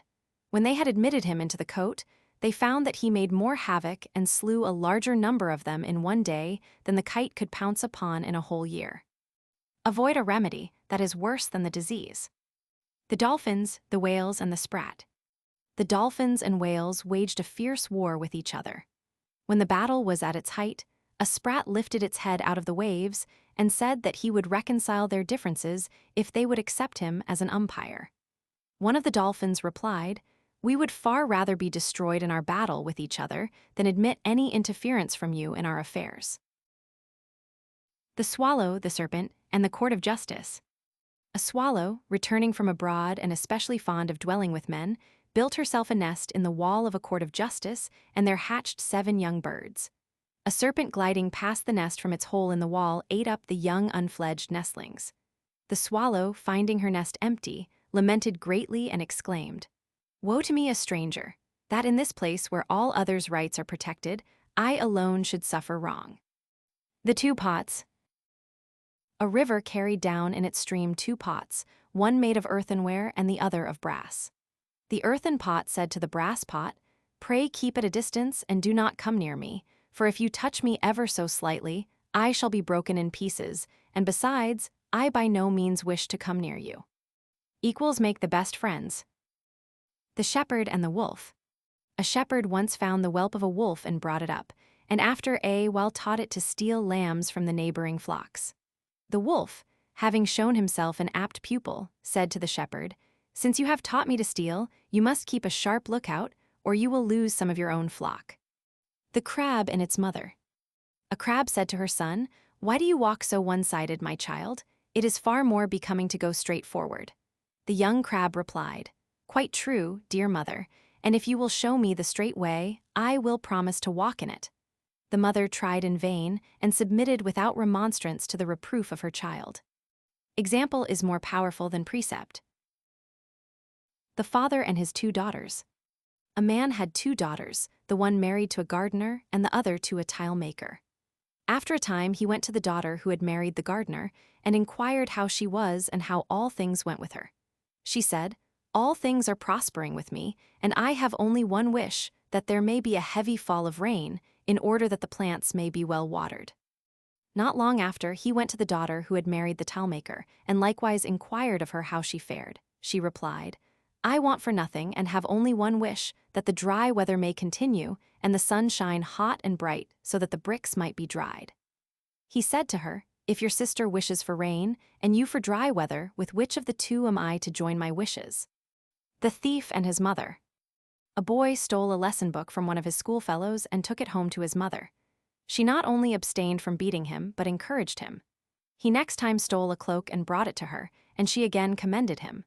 The youth, advanced to adulthood, proceeded to steal things of still greater value. At last he was caught in the very act, and having his hands bound behind him, was led away to the place of public execution. His mother followed in the crowd and violently beat her breast in sorrow, whereupon the young man said, "I wish to say something to my mother in her ear." She came close to him, and he quickly seized her ear with his teeth and bit it off. The mother upbraided him as an unnatural child, whereon he replied, "Ah, if you had beaten me when I first stole and brought to you that lesson book, I should not have come to this, nor have been thus led to a disgraceful death." The Old Man and Death. An old man was employed in cutting wood in the forest, and in carrying the faggots to the city for sale one day, became very wearied with his long journey. He sat down by the wayside, and throwing down his load, besought Death to come. Death immediately appeared in answer to his summons, and asked for what reason he had called him. The old man hurriedly replied, "That, lifting up the load, you may place it again upon my shoulders." The Fir-Tree and the Bramble. A fir-tree said boastingly to the bramble, "You are useful for nothing at all, while I am everywhere used for roofs and houses." The bramble answered, "You poor creature, if you would only call to mind the axes and saws which are about to hew you down, you would have reason to wish that you had grown up a bramble, not a fir-tree. Better poverty without care than riches with. The Aesop. The purchaser of a black servant was persuaded that the color of his skin arose from dirt contracted through the neglect of his former masters. On bringing him home, he resorted to every means of cleaning, and subjected the man to incessant scrubbings. The servant caught a severe cold, but he never changed his color or complexion. What's bred in the bone will stick to the flesh. The Mouse, the Frog, and the Hawk. A mouse who always lived on the land, by an unlucky chance formed an intimate acquaintance with a frog who lived for the most part in the water. The frog, one day intent on mischief, bound the foot of the mouse tightly to his own. Thus joined together, the frog first of all led his friend the mouse to the meadow where they were accustomed to find their food. After this, he gradually led him towards the pool in which he lived, until reaching the very brink, he suddenly jumped in, dragging the mouse with him. The frog enjoyed the water amazingly and swam croaking about as if he had done a good deed. The unhappy mouse was soon suffocated by the water, and his dead body floated about on the surface, tied to the foot of the frog. A hawk observed it, and pouncing upon it with his talons, carried it aloft. The frog, being still fastened to the leg of the mouse, was also carried off a prisoner, and was eaten by the hawk. Harm hatch, harm catch. The Fisherman and His Nets. A fisherman, engaged in his calling, made a very successful cast and captured a great haul of fish. He managed, by a skillful handling of his net, to retain all the large fish and to draw them to the shore. but he could not prevent the smaller fish from falling back through the meshes of the net into the sea. The wolf and the sheep. A wolf, sorely wounded and bitten by dogs, lay sick and maimed in his lair. Being in want of food, he called to a sheep who was passing and asked him to fetch some water from a stream flowing close beside him. "For," he said, "if you will bring me drink, I will find means to provide myself with meat." "Yes," said the sheep, "if I should bring you the draught, you would doubtless make me provide the meat also." Hypocritical speeches are easily seen through. The old woman and the wine jar. An old woman found an empty jar which had lately been full of prime old wine, and which still retained the fragrant smell of its former contents. She greedily placed it several times to her nose, and drawing it backwards and forwards said, "Oh, most delicious! How nice must the wine itself have been, when it leaves behind in the very vessel which contained it so sweet a perfume." The memory of a good deed lives. The man bitten by a dog. A man who had been bitten by a dog went about in quest of someone who might heal him. A friend, meeting him and learning what he wanted, said, "If you would be cured, take a piece of bread and dip it in the blood from your wound, and go and give it to the dog that bit you." The man who had been bitten laughed at this advice and said, "Why, if I should do so, it would be as if I should beg every dog in the town to bite me." Benefits bestowed upon the evil disposed increase their means of injuring you. The huntsman and the fisherman. A huntsman, returning with his dogs from the field, fell in by chance with a fisherman who was bringing home a basket well laden with fish. The huntsman wished to have the fish, and their owner experienced an equal longing for the contents of the game bag. They quickly agreed to exchange the produce of their day's sport. Each was so well pleased with his bargain that they made for some time the same exchange day after day. Finally, a neighbor said to them, "If you go on in this way, you will soon destroy by frequent use the pleasure of your exchange, and each will again wish to retain the fruits of his own sport. Abstain and enjoy." The fox and the crow. A crow, having stolen a bit of meat, perched in a tree and held it in her beak. A fox, seeing this, longed to possess the meat himself, and by a wily stratagem succeeded. "How handsome is the crow," he exclaimed, "in the beauty of her shape and in the fairness of her complexion. Oh, if her voice were only equal to her beauty, she would deservedly be considered the queen of birds." This he said deceitfully, but the crow, anxious to refute the reflection cast upon her voice, set up a loud caw and dropped the flesh. The fox quickly picked it up and thus addressed the crow, "My good crow, your voice is right enough, but your wit is wanting." The widow and the sheep. A certain poor widow had one solitary sheep. At shearing time, wishing to take his fleece and to avoid expense, she sheared him herself, but used the shears so unskillfully that with the fleece she sheared the flesh. The sheep, writhing with pain, said, "Why do you hurt me so, mistress? What weight can my blood add to the wool? If you want my flesh, there is the butcher, who will kill me in an instant. But if you want my fleece and wool, there is the shearer, who will shear and not hurt me." The least outlay is not always the greatest gain. The playful ass. An ass climbed up to the roof of a building and, frisking about there, broke in the tiling.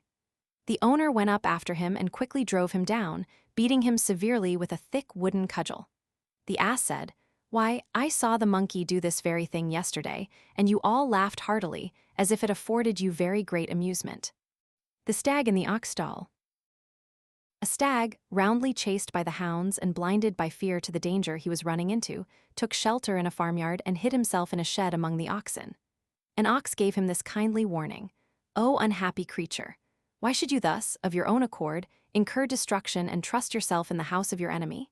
The stag replied, "Only allow me, friend, to stay where I am, and I will undertake to find some favorable opportunity of effecting my escape."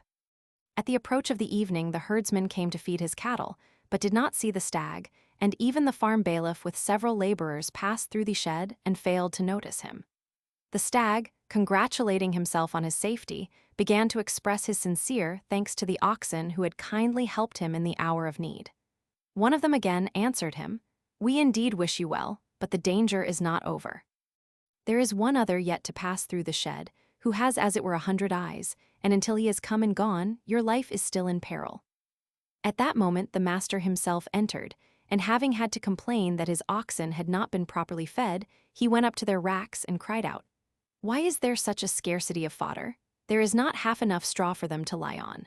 those lazy fellows have not even swept the cobwebs away." While he thus examined everything in turn, he spied the tips of the antlers of the stag peeping out of the straw. Then, summoning his laborers, he ordered that the stag should be seized and killed. The two dogs. A man had two dogs, a hound, trained to assist him in his sports, and a house dog, taught to watch the house. When he returned home after a good day's sport, he always gave the house dog a large share of his spoil. The hound, feeling much aggrieved at this, reproached his companion, saying, "It is very hard to have all this labor, while you, who do not assist in the chase, luxuriate on the fruits of my exertions."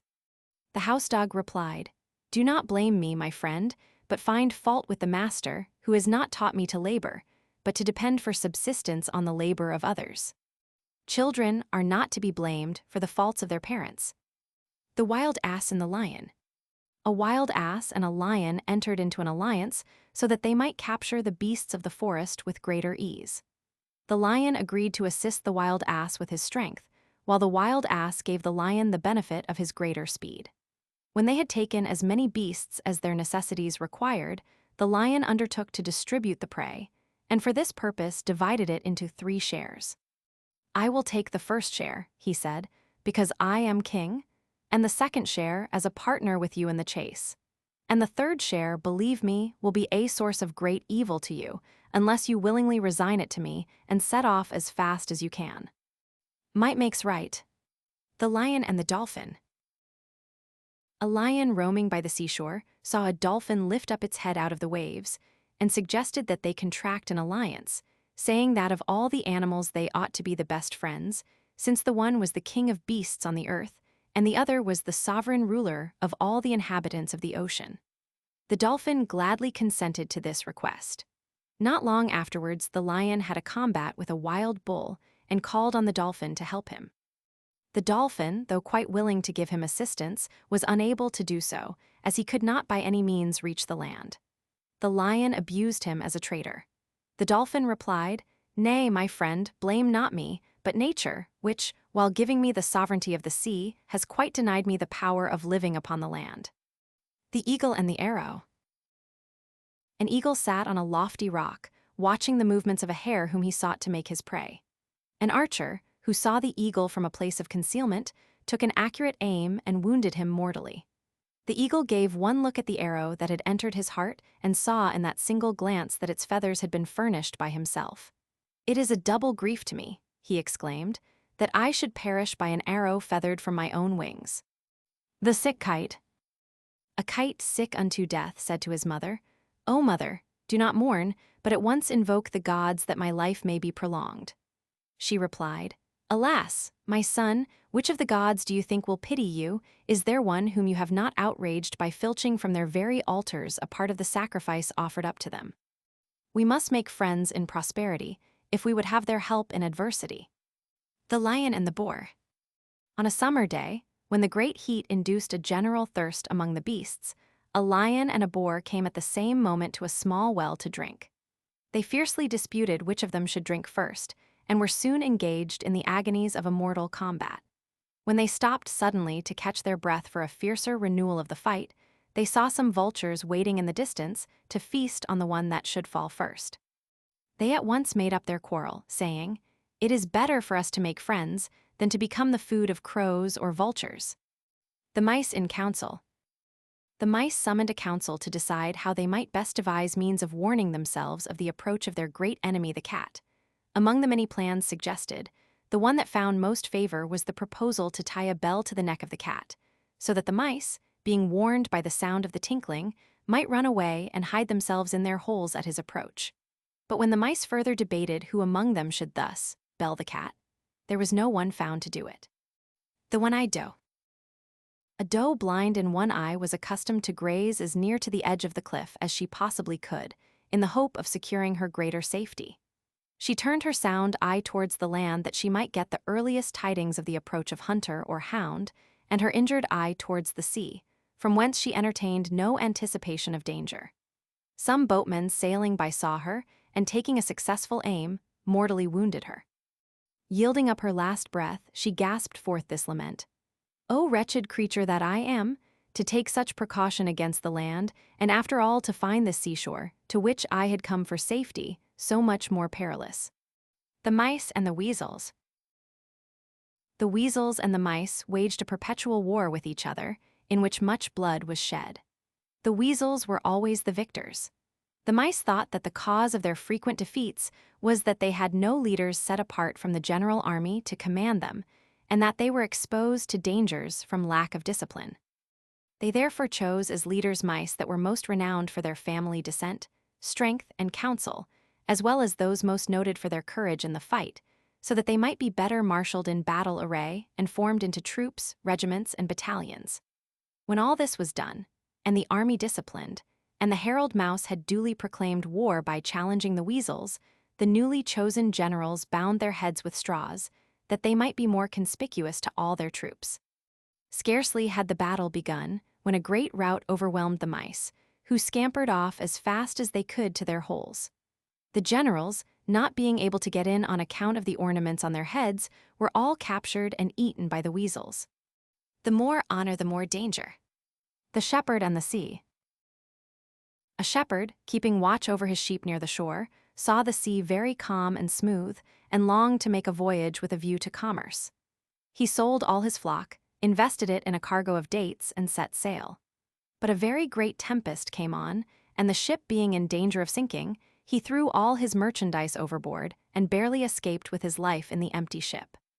Not long afterwards, when someone passed by and observed the unruffled calm of the sea, he interrupted him and said, "It is again in want of dates, and therefore looks quiet." The Ass, the Cock, and the Lion. An ass and a cock were in a straw yard together when a lion, desperate from hunger, approached the spot. He was about to spring upon the ass, when the cock, to the sound of whose voice the lion, it is said, has a singular aversion, crowed loudly, and the lion fled away as fast as he could. The ass, observing his trepidation at the mere crowing of a cock, summoned courage to attack him, and galloped after him for that purpose. He had run no long distance, when the lion, turning about, seized him and tore him to pieces. False confidence often leads into danger. The Rivers and the Sea. The rivers joined together to complain to the sea, saying, "Why is it that when we flow into your tides so potable and sweet, you work in us such a change, and make us salty and unfit to drink?" The sea, perceiving that they intended to throw the blame on him, said, "Pray cease to flow into me, and then you will not be made briny." The Wild Boar and the Fox. A wild boar stood under a tree and rubbed his tusks against the trunk. A fox passing by asked him why he thus sharpened his teeth when there was no danger threatening from either huntsman or hound. He replied, "I do it advisedly, for it would never do to have to sharpen my weapons just at the time I ought to be using them. To be well prepared for war is the best guarantee of peace." The Milk-Woman and Her Pail.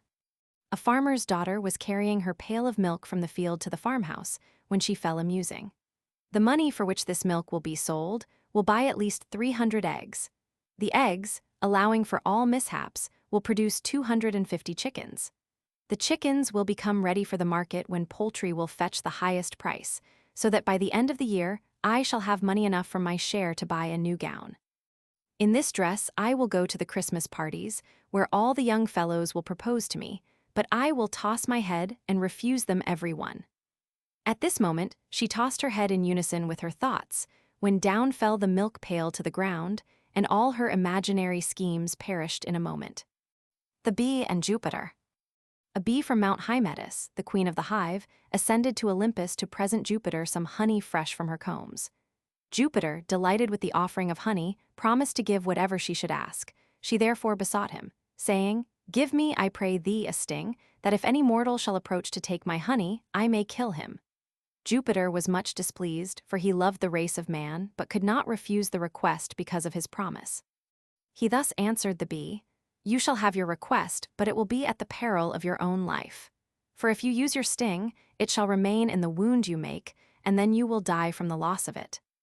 Evil wishes, like chickens, come home to roost. The Wolf and the Housedog.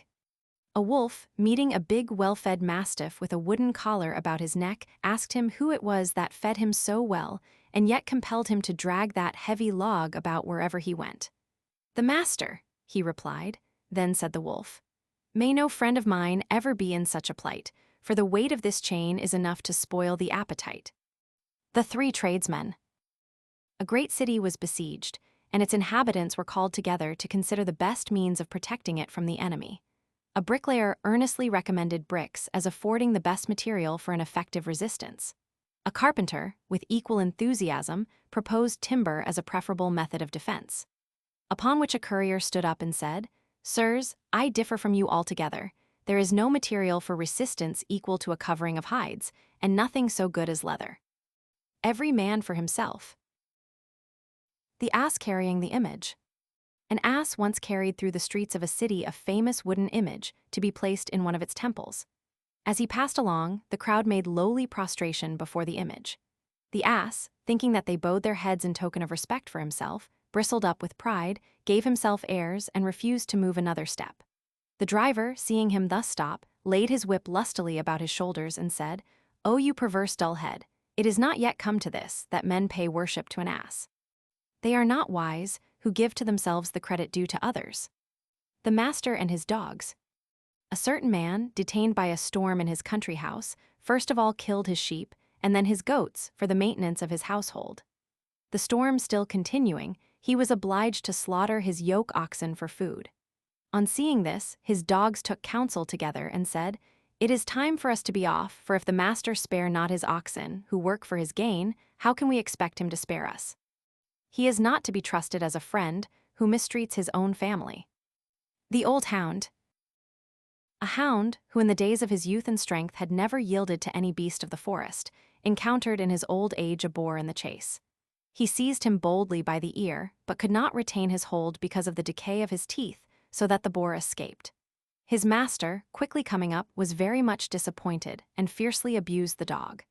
The hound looked up and said, "It was not my fault, master. My spirit was as good as ever, but I could not help my infirmities. I rather deserve to be praised for what I have been than to be blamed for what I am." The Two Travelers and the Axe. Two men were journeying together. One of them picked up an axe that lay upon the path and said, "I have found an axe." "Nay, my friend," replied the other, "do not say I, but we have found an axe." They had not gone far before they saw the owner of the axe pursuing them, and he who had picked up the axe said, "We are undone." "Nay," replied the other, "keep to your first mode of speech, my friend. What you thought right then, think right now. Say I, not we are undone. He who shares the danger ought to share the prize." The Old Lion. A lion, worn out with years and powerless from disease, lay on the ground at the point of death. A boar rushed upon him, and avenged with a stroke of his tusks a long-remembered injury. Shortly afterwards the bull with his horns gored him as if he were an enemy. When the ass saw that the huge beast could be assailed with impunity, he let drive at his forehead with his heels.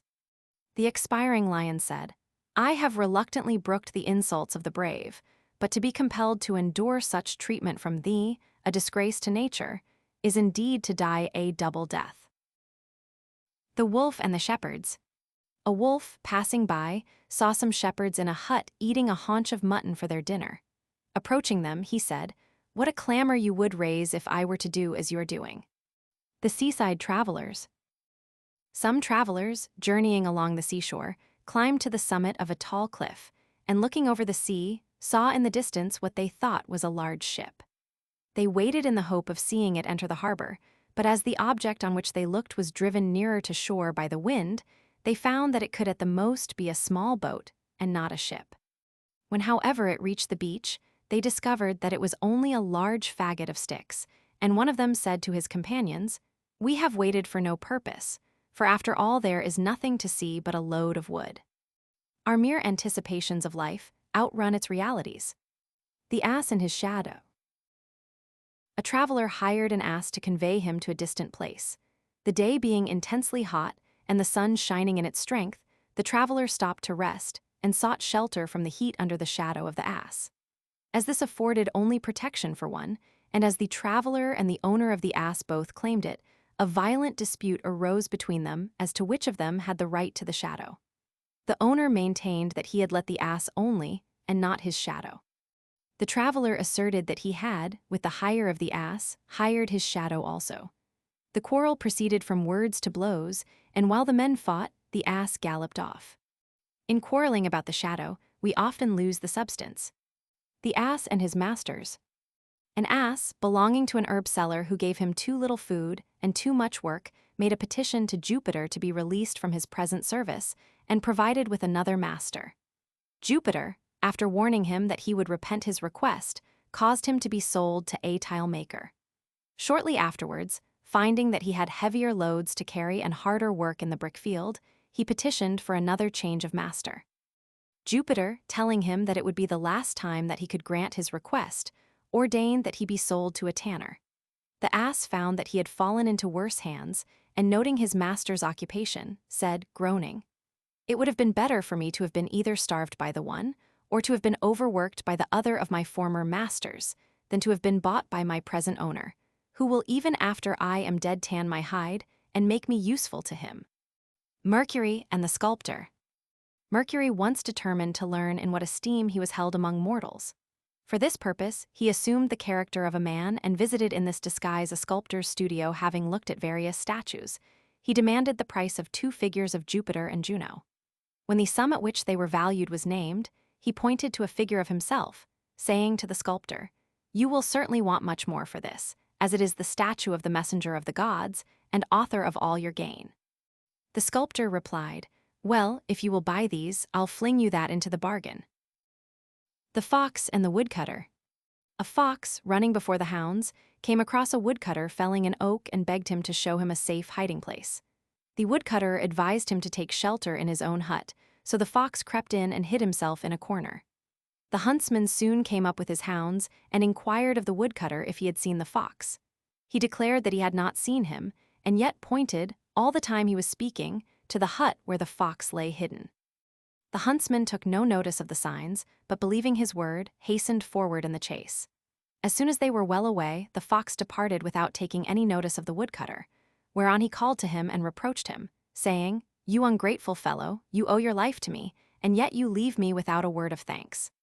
The fox replied, "Indeed, I should have thanked you fervently if your deeds had been as good as your words, and if your hands had not been traitors to your speech."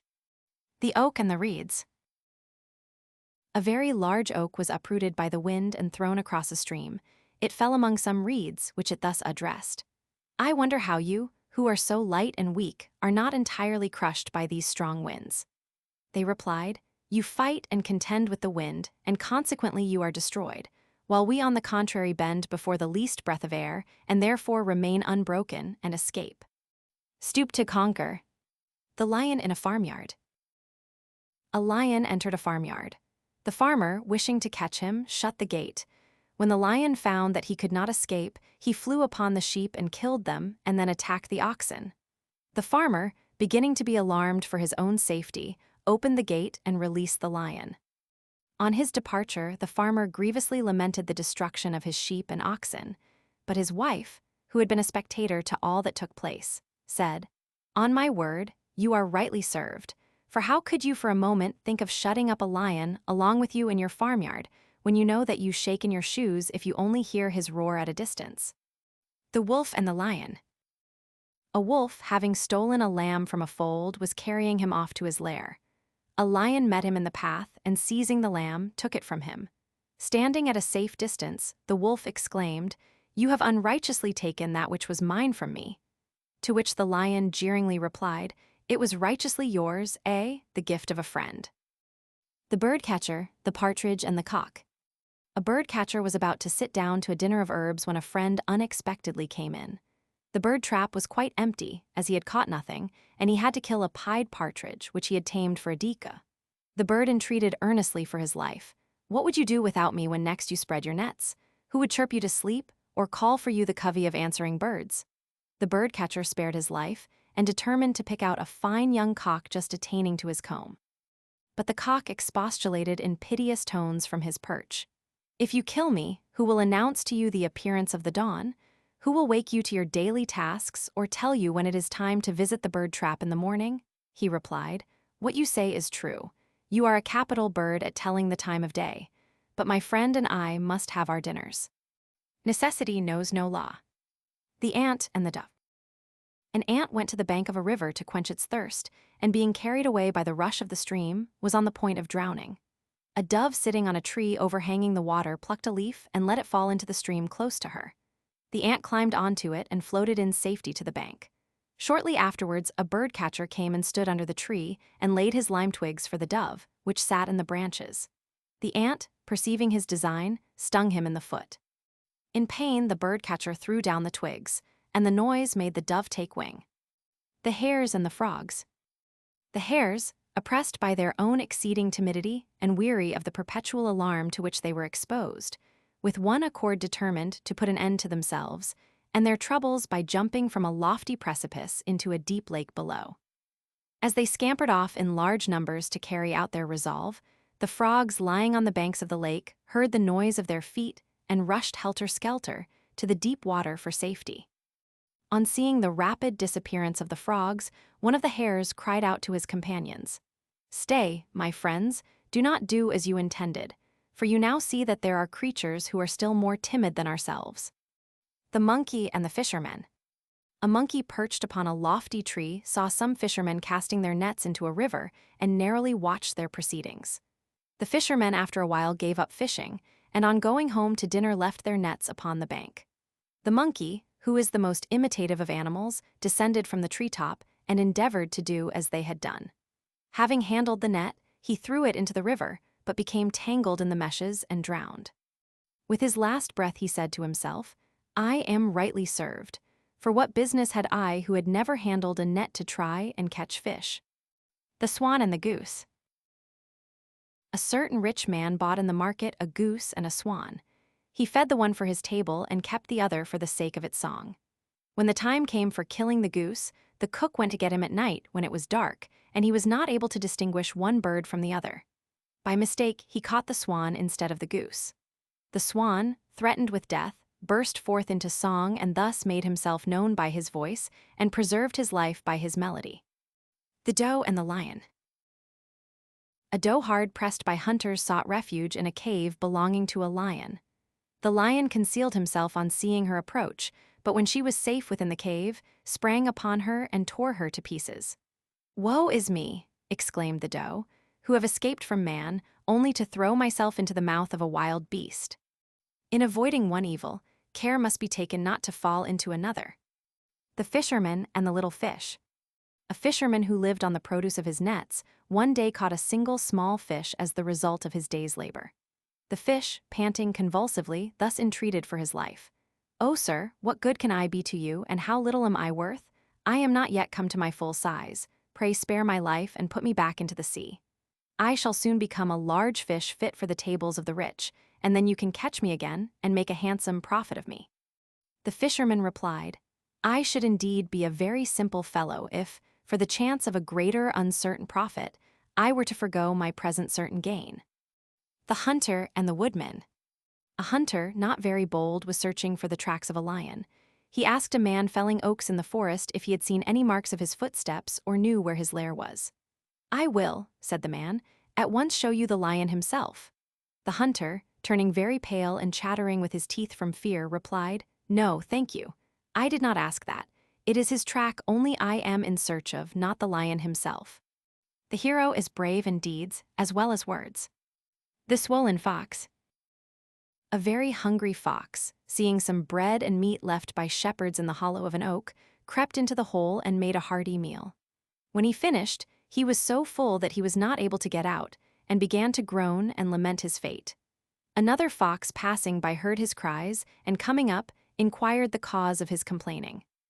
On learning what had happened, he said to him, "Ah, you will have to remain there, my friend, until you become such as you were when you crept in, and then you will easily get out." The two frogs. Two frogs dwelt in the same pool. When the pool dried up under the summer's heat, they left it and set out together for another home. As they went along, they chanced to pass a deep well, amply supplied with water, and when they saw it, one of the frogs said to the other, "Let us descend and make our abode in this well. It will furnish us with shelter and food." The other replied with greater caution, "But suppose the water should fail us? How can we get out again from so great a depth? Do nothing without a regard to the consequences." The lamp. A lamp, soaked with too much oil and flaring brightly, boasted that it gave more light than the sun. Then a sudden puff of wind arose, and the lamp was immediately extinguished. Its owner lit it again and said, "Boast no more, but henceforth be content to give thy light in silence. Know that not even the stars need to be relit." The Camel and the Arabs.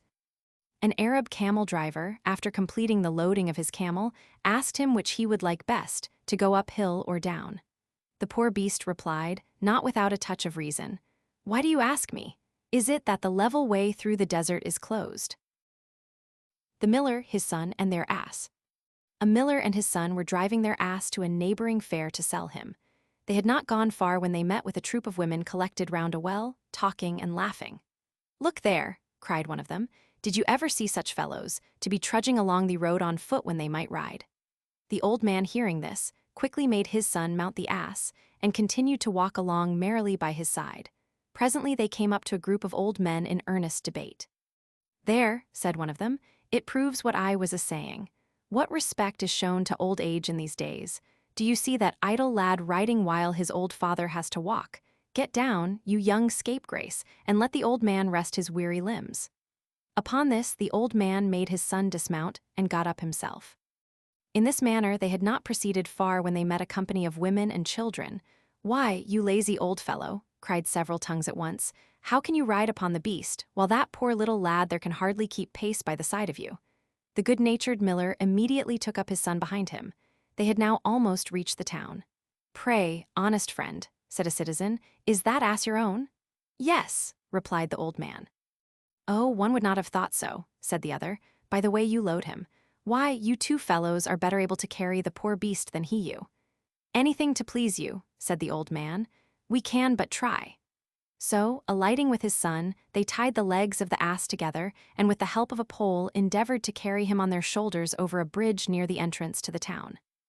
This entertaining sight brought the people in crowds to laugh at it, till the ass, not liking the noise nor the strange handling that he was subject to, broke the cords that bound him, and tumbling off the pole fell into the river. Upon this, the old man, vexed and ashamed, made the best of his way home again, convinced that by endeavoring to please everybody he had pleased nobody, and lost his ass in the bargain. The Cat and the Mice. A certain house was overrun with mice. A cat, discovering this, made her way into it and began to catch and eat them one by one. Fearing for their lives, the mice kept themselves close in their holes. The cat was no longer able to get at them, and perceived that she must tempt them forth by some device. For this purpose, she jumped upon a peg, and suspending herself from it, pretended to be dead. One of the mice, peeping stealthily out, saw her and said, "Ah, my good madam, even though you should turn into a meal-bag, we will not come near you." The Mouse and the Bull. A bull was bitten by a mouse and, angered by the wound, tried to capture him. But the mouse reached his hole in safety. Though the bull dug into the walls with his horns, he tired before he could rout out the mouse, and crouching down, went to sleep outside the hole. The mouse peeped out, crept furtively up his flank, and again biting him, retreated to his hole. The bull, rising up and not knowing what to do, was sadly perplexed. At which the mouse said, "The great do not always prevail. There are times when the small and lowly are the strongest to do mischief." The Dog and the Cook. A rich man gave a great feast, to which he invited many friends and acquaintances. His dog availed himself of the occasion to invite a stranger dog, a friend of his, saying, "My master gives a feast, and there is always much food remaining. Come and sup with me tonight." The dog thus invited went at the hour appointed, and seeing the preparations for so grand an entertainment, said in the joy of his heart, "How glad I am that I came. I do not often get such a chance as this. I will take care and eat enough to last me both today and tomorrow." While he was congratulating himself and wagging his tail to convey his pleasure to his friend, the cook saw him moving about among his dishes, and seizing him by his fore and hind paws, bundled him without ceremony out of the window. He fell with force upon the ground and limped away, howling dreadfully. His yelling soon attracted other street dogs, who came up to him and inquired how he had enjoyed his supper. He replied, "Why, to tell you the truth, I drank so much wine that I remember nothing. I do not know how I got out of the house." The Thieves and the Cock. Some thieves broke into a house and found nothing but a cock, whom they stole, and got off as fast as they could. Upon arriving at home, they prepared to kill the cock, who thus pleaded for his life. "Pray spare me, I am very serviceable to men. I wake them up in the night to their work." "That is the very reason why we must the more kill you," they replied, "for when you wake your neighbors, you entirely put an end to our business." The safeguards of virtue are hateful to those with evil intentions. The dancing monkeys. A prince had some monkeys trained to dance. Being naturally great mimics of men's actions, they showed themselves most apt pupils, and when arrayed in their rich clothes and masks, they danced as well as any of the courtiers. The spectacle was often repeated with great applause, till on one occasion a courtier, bent on mischief, took from his pocket a handful of nuts and threw them upon the stage. The monkeys at the sight of the nuts forgot their dancing and became, as indeed they were, monkeys instead of actors. Pulling off their masks and tearing their robes, they fought with one another for the nuts. The dancing spectacle thus came to an end amidst the laughter and ridicule of the audience. The farmer and the fox. A farmer, who bore a grudge against a fox for robbing his poultry yard, caught him at last, and being determined to take an ample revenge, tied some rope well soaked in oil to his tail, and set it on fire. The fox, by a strange fatality, rushed to the fields of the farmer who had captured him. It was the time of the wheat harvest, but the farmer reaped nothing that year and returned home grieving sorely. The traveler and fortune. A traveler wearied from a long journey lay down, overcome with fatigue, on the very brink of a deep well. Just as he was about to fall into the water, Dame Fortune, it is said, appeared to him and waking him from his slumber thus addressed him. "Good sir, pray wake up, for if you fall into the well, the blame will be thrown on me, and I shall get an ill name among mortals. For I find that men are sure to impute their calamities to me, however much by their own folly they have really brought them on themselves. Everyone is more or less master of his own fate." The seagull and the kite. A seagull, having bolted down too large a fish, burst its deep gullet bag and lay down on the shore to die. A kite saw him and exclaimed, "You richly deserve your fate, for a bird of the air has no business to seek its food from the sea. Every man should be content to mind his own business." The lion, the bear, and the fox. A lion and a bear seized a kid at the same moment and fought fiercely for its possession. When they had fearfully lacerated each other and were faint from the long combat, they lay down exhausted with fatigue. A fox, who had gone round them at a distance several times, saw them both stretched on the ground with the kid lying untouched in the middle. He ran in between them and, seizing the kid, scampered off as fast as he could. The lion and the bear saw him, but not being able to get up, said, "Woe be to us, that we should have fought and belaboured ourselves only to serve the turn of a fox. It sometimes happens that one man has all the toil, and another all the profit." The philosopher, the ants, and Mercury. A philosopher witnessed from the shore the shipwreck of a vessel, of which the crew and passengers were all drowned. He inveighed against the injustice of Providence, which would, for the sake of one criminal perchance sailing in the ship, allow so many innocent persons to perish. As he was indulging in these reflections, he found himself surrounded by a whole army of ants, near whose nest he was standing. One of them climbed up and stung him, and he immediately trampled them all to death with his foot. Mercury presented himself, and striking the philosopher with his wand, said, "And are you indeed to make yourself a judge of the dealings of Providence, who hast thyself in a similar manner treated these poor ants?" The peasant and the eagle. A peasant found an eagle captured in a trap, and much admiring the bird, set him free. The eagle did not prove ungrateful to his deliverer, for seeing the peasant sitting under a wall which was not safe, he flew toward him and with his talons snatched a bundle from his head. When the peasant rose in pursuit, the eagle let the bundle fall again. Taking it up, the man returned to the same place, to find that the wall under which he had been sitting had fallen to pieces, and he marveled at the service rendered him by the eagle. The fox and the leopard. The fox and the leopard disputed which was the more beautiful of the two. The leopard exhibited one by one the various spots which decorated his skin. But the fox, interrupting him, said, "And how much more beautiful than you am I, who am decorated, not in body, but in mind." The lion and the hare. A lion came across a hare who was fast asleep. He was just in the act of seizing her when a fine young hart trotted by, and he left the hare to follow him. The hare, scared by the noise, awoke and scudded away, the lion was unable after a long chase to catch the hart and returned to feed upon the hare. On finding that the hare also had run off, he said, "I am rightly served for having let go of the food that I had in my hand for the chance of obtaining more." The image of Mercury and the carpenter. A very poor man, a carpenter by trade, had a wooden image of Mercury, before which he made offerings day by day and begged the idol to make him rich. But in spite of his entreaties, he became poorer and poorer. At last, being very angry, he took his image down from its pedestal and dashed it against the wall. When its head was knocked off, out came a stream of gold, which the carpenter quickly picked up and said, "Well, I think thou art altogether contradictory and unreasonable. For when I paid you honor, I reaped no benefits. But now that I maltreat you, I am loaded with an abundance of riches."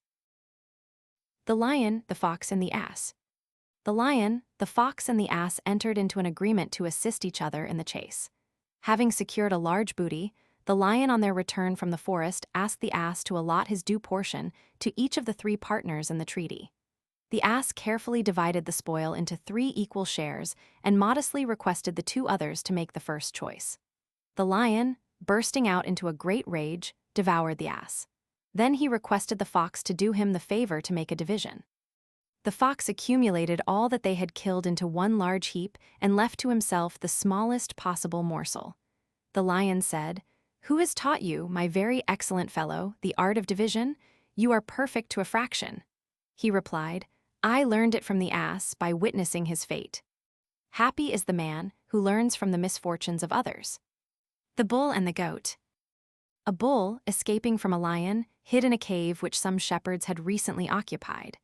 As soon as he entered, a he-goat left in the cave sharply attacked him with his horns. The bull quietly addressed him, "Butt away as much as you will. I have no fear of you, but of the lion. Let that monster go away, and I will soon let you know what is the respective strength of a goat and a bull." It shows an evil disposition to take advantage of a friend in distress. The Bald Knight. A bald knight who wore a wig went out to hunt. A sudden puff of wind blew off his hat and wig, at which a loud laugh rang forth from his companions. He pulled up his horse, and with great glee joined in the joke by saying, "What a marvel it is that hairs which are not mine should fly from me, when they have forsaken even the man on whose head they grew." The Oaks and Jupiter. The oaks presented a complaint to Jupiter, saying, "We bear for no purpose the burden of life. As of all the trees that grow, we are the most continually in peril of the axe."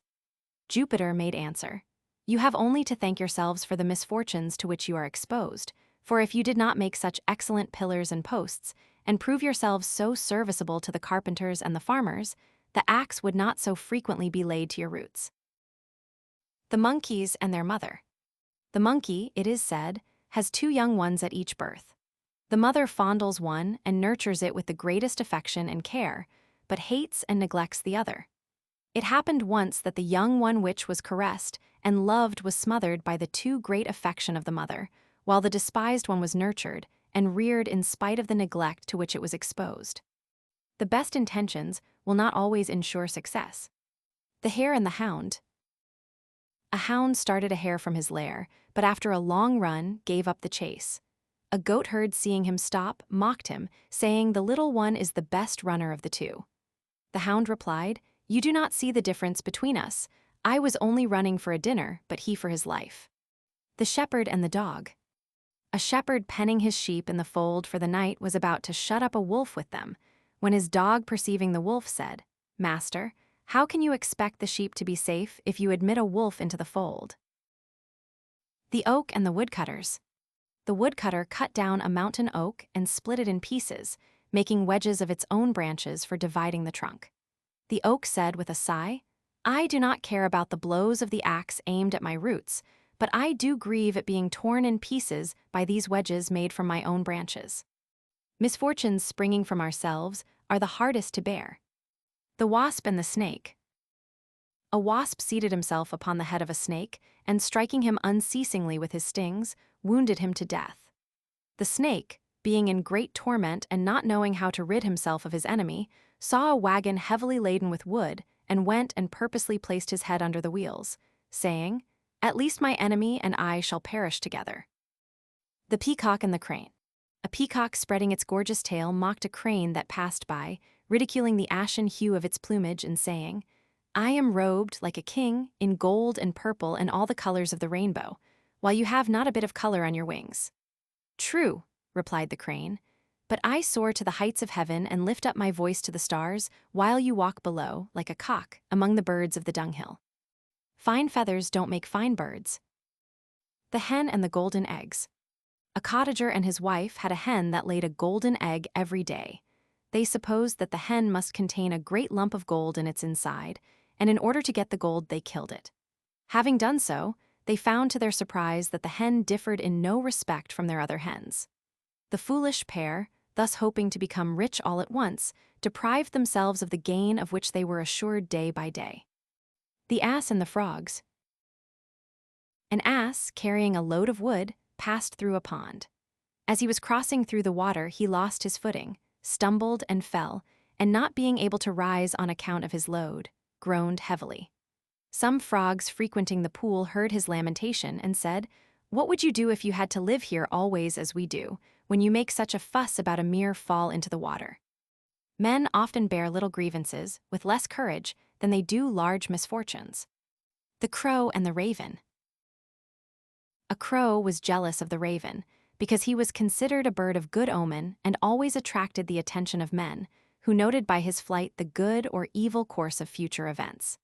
Seeing some travelers approaching, the crow flew up into a tree and, perching herself on one of the branches, cawed as loudly as she could.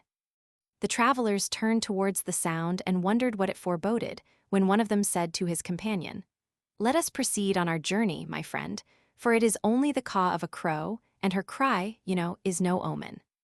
Those who assume a character which does not belong to them only make themselves ridiculous. The Trees and the Axe. A man came into a forest and asked the trees to provide him a handle for his axe. The trees consented to his request and gave him a young ash tree. No sooner had the man fitted a new handle to his axe from it than he began to use it and quickly felled with his strokes the noblest giants of the forest. An old oak, lamenting when too late the destruction of his companions, said to a neighboring cedar, "The first step has lost us all." If we had not given up the rights of the ash, we might yet have retained our own privileges and have stood for ages. The Wolves and the Sheepdogs. The wolves thus addressed the sheepdogs. "Why should you, who are like us in so many things, not be entirely of one mind with us and live with us as brothers should? We differ from you in one point only. We live in freedom, but you bow down to and slave for men, who in return for your services flog you with whips and put collars on your necks. They make you also guard their sheep, and while they eat the mutton throw only the bones to you. If you will be persuaded by us, you will give us the sheep, and we will enjoy them in common, till we all are surfeited." The dogs listened favorably to these proposals, and entering the den of the wolves, they were set upon and torn to pieces. The Bull, the Lioness, and the Wild Boar Hunter. A bull, finding a lion's cub asleep, gored him to death with his horns. The lioness came up and bitterly lamented the death of her whelp. A wild boar hunter, seeing her distress, stood at a distance and said to her, "Think how many men there are who have reason to lament the loss of their children, whose deaths have been caused by you." The Bowman and Lion. A very skillful bowman went to the mountains in search of game, but all the beasts of the forest fled at his approach. The lion alone challenged him to combat. The bowman immediately shot out an arrow and said to the lion, "I send thee my messenger, that from him thou mayest learn what I myself shall be when I assail thee." The wounded lion rushed away in great fear, and when a fox who had seen it all happen told him to be of good courage and not to back off at the first attack, he replied, "You counsel me in vain, for if he sends so fearful a messenger, how shall I abide the attack of the man himself? Be on guard against men who can strike from a distance." The Camel. When man first saw the camel, he was so frightened at his vast size that he ran away. After a time, perceiving the meekness and gentleness of the beast's temper, he summoned courage enough to approach him. Soon afterwards, observing that he was an animal altogether deficient in spirit, he assumed such boldness as to put a bridle in his mouth and to let a child drive him. Use serves to overcome dread. The Crab and the Fox. A crab, forsaking the seashore, chose a neighboring green meadow as its feeding ground. A fox came across him and, being very hungry, ate him up. Just as he was on the point of being eaten, the crab said, "I well deserve my fate, for what business had I on the land, when by my nature and habits I am only adapted for the sea?" Contentment with our lot is an element of happiness. The Ass and the Old Shepherd. A shepherd, watching his ass feeding in a meadow, was alarmed all of a sudden by the cries of the enemy. He appealed to the ass to fly with him, lest they should both be captured, but the animal lazily replied, "Why should I, pray? Do you think it likely the conqueror will place on me 2 sets of panniers?" "No," rejoined the shepherd. "Then," said the ass, "as long as I carry the panniers, what matters it to me whom I serve?" In a change of government, the poor change nothing beyond the name of their master. The Fox and the Hedgehog. A fox swimming across a rapid river was carried by the force of the current into a very deep ravine, where he lay for a long time very much bruised, sick, and unable to move. A swarm of hungry, blood-sucking flies settled upon him. A hedgehog, passing by, saw his anguish and inquired if he should drive away the flies that were tormenting him. "By no means," replied the fox. "Pray do not molest them." "How is this?" said the hedgehog. "Do you not want to be rid of them?" "No," returned the fox, "for these flies which you see are full of blood, and sting me but little. And if you rid me of these which are already satiated, others more hungry will come in their place, and will drink up all the blood I have left." The Woman and Her Hen. A woman possessed a hen that gave her an egg every day. She often pondered how she might obtain 2 eggs daily instead of 1, and at last, to gain her purpose, determined to give the hen a double allowance of barley. From that day the hen became fat and sleek, and never once laid another egg. The Kites and the Swans. Kites of olden times, as well as the swans, had the privilege of song. But having heard the neigh of the horse, they were so enchanted with the sound that they tried to imitate it, and in trying to neigh, they forgot how to sing. The desire for imaginary benefits often involves the loss of present blessings. The Dog and the Hare. A hound, having started a hare on the hillside, pursued her for some distance, at one time biting her with his teeth as if he would take her life, and at another fawning upon her, as if in play with another dog. The hare said to him, "I wish you would act sincerely by me and show yourself in your true colors. If you are a friend, why do you bite me so hard? If an enemy, why do you fawn on me?" No one can be a friend if you know not whether to trust or distrust him. The Hares and the Foxes. The hares waged war with the eagles and called upon the foxes to help them. They replied, "We would willingly have helped you if we had not known who you were and with whom you were fighting. Count the cost before you commit yourselves." The Bull and the Calf. A bull was striving with all his might to squeeze himself through a narrow passage which led to his stall. A young calf came up and offered to go before and show him the way by which he could manage to pass. "Save yourself the trouble," said the bull. "I knew that way long before you were born." The Stag, the Wolf, and the Sheep. A stag asked a sheep to lend him a measure of wheat and said that the wolf would be his surety. The sheep, fearing some fraud was intended, excused herself, saying, "The wolf is accustomed to seize what he wants and to run off, and you, too, can quickly outstrip me in your rapid flight. How then shall I be able to find you when the day of payment comes? 2 blacks do not make 1 white." The Eagle, the Cat, and the Wild Sow. An eagle made her nest at the top of a lofty oak. A cat, having found a convenient hole, moved into the middle of the trunk, and a wild sow with her young took shelter in a hollow at its foot. The cat cunningly resolved to destroy this chance-made colony. To carry out her design, she climbed to the nest of the eagle and said, "Destruction is preparing for you, and for me too, unfortunately." The wild sow, whom you see daily digging up the earth, wishes to uproot the oak, so she may on its fall seize our families as food for her young. Having thus frightened the eagle out of her senses, she crept down to the cave of the sow and said, "Your children are in great danger, for as soon as you go out with your litter to find food, the eagle is prepared to pounce upon one of your little pigs." Having instilled these fears into the sow, she went and pretended to hide herself in the hollow of the tree. When night came, she went forth with silent foot and obtained food for herself and her kittens, but feigning to be afraid, she kept a lookout all through the day. Meanwhile, the eagle, full of fear of the sow, sat still on the branches, and the sow, terrified by the eagle, did not dare to go out from her cave. And thus they both, along with their families, perished from hunger and afforded ample provision for the cat and her kittens. The Wolf and the Fox. At one time, a very large and strong wolf was born among the wolves, who exceeded all his fellow wolves in strength, size, and swiftness, so that they unanimously decided to call him Lion. The wolf, with a lack of sense proportioned to his enormous size, thought that they gave him this name in earnest, and, leaving his own race, consorted exclusively with the lions. An old sly fox, seeing this, said, "May I never make myself so ridiculous as you do in your pride and self-conceit. For even though you have the size of a lion among wolves, in a herd of lions you are definitely a wolf." The Mule. A mule, frolicsome from lack of work and from too much corn, galloped about in a very extravagant manner, and said to himself, "My father surely was a high-mettled racer, and I am his own child in speed and spirit." On the next day, being driven a long journey and feeling very wearied, he exclaimed in a disconsolate tone, "I must have made a mistake. My father, after all, could have been only an ass." The Prophet.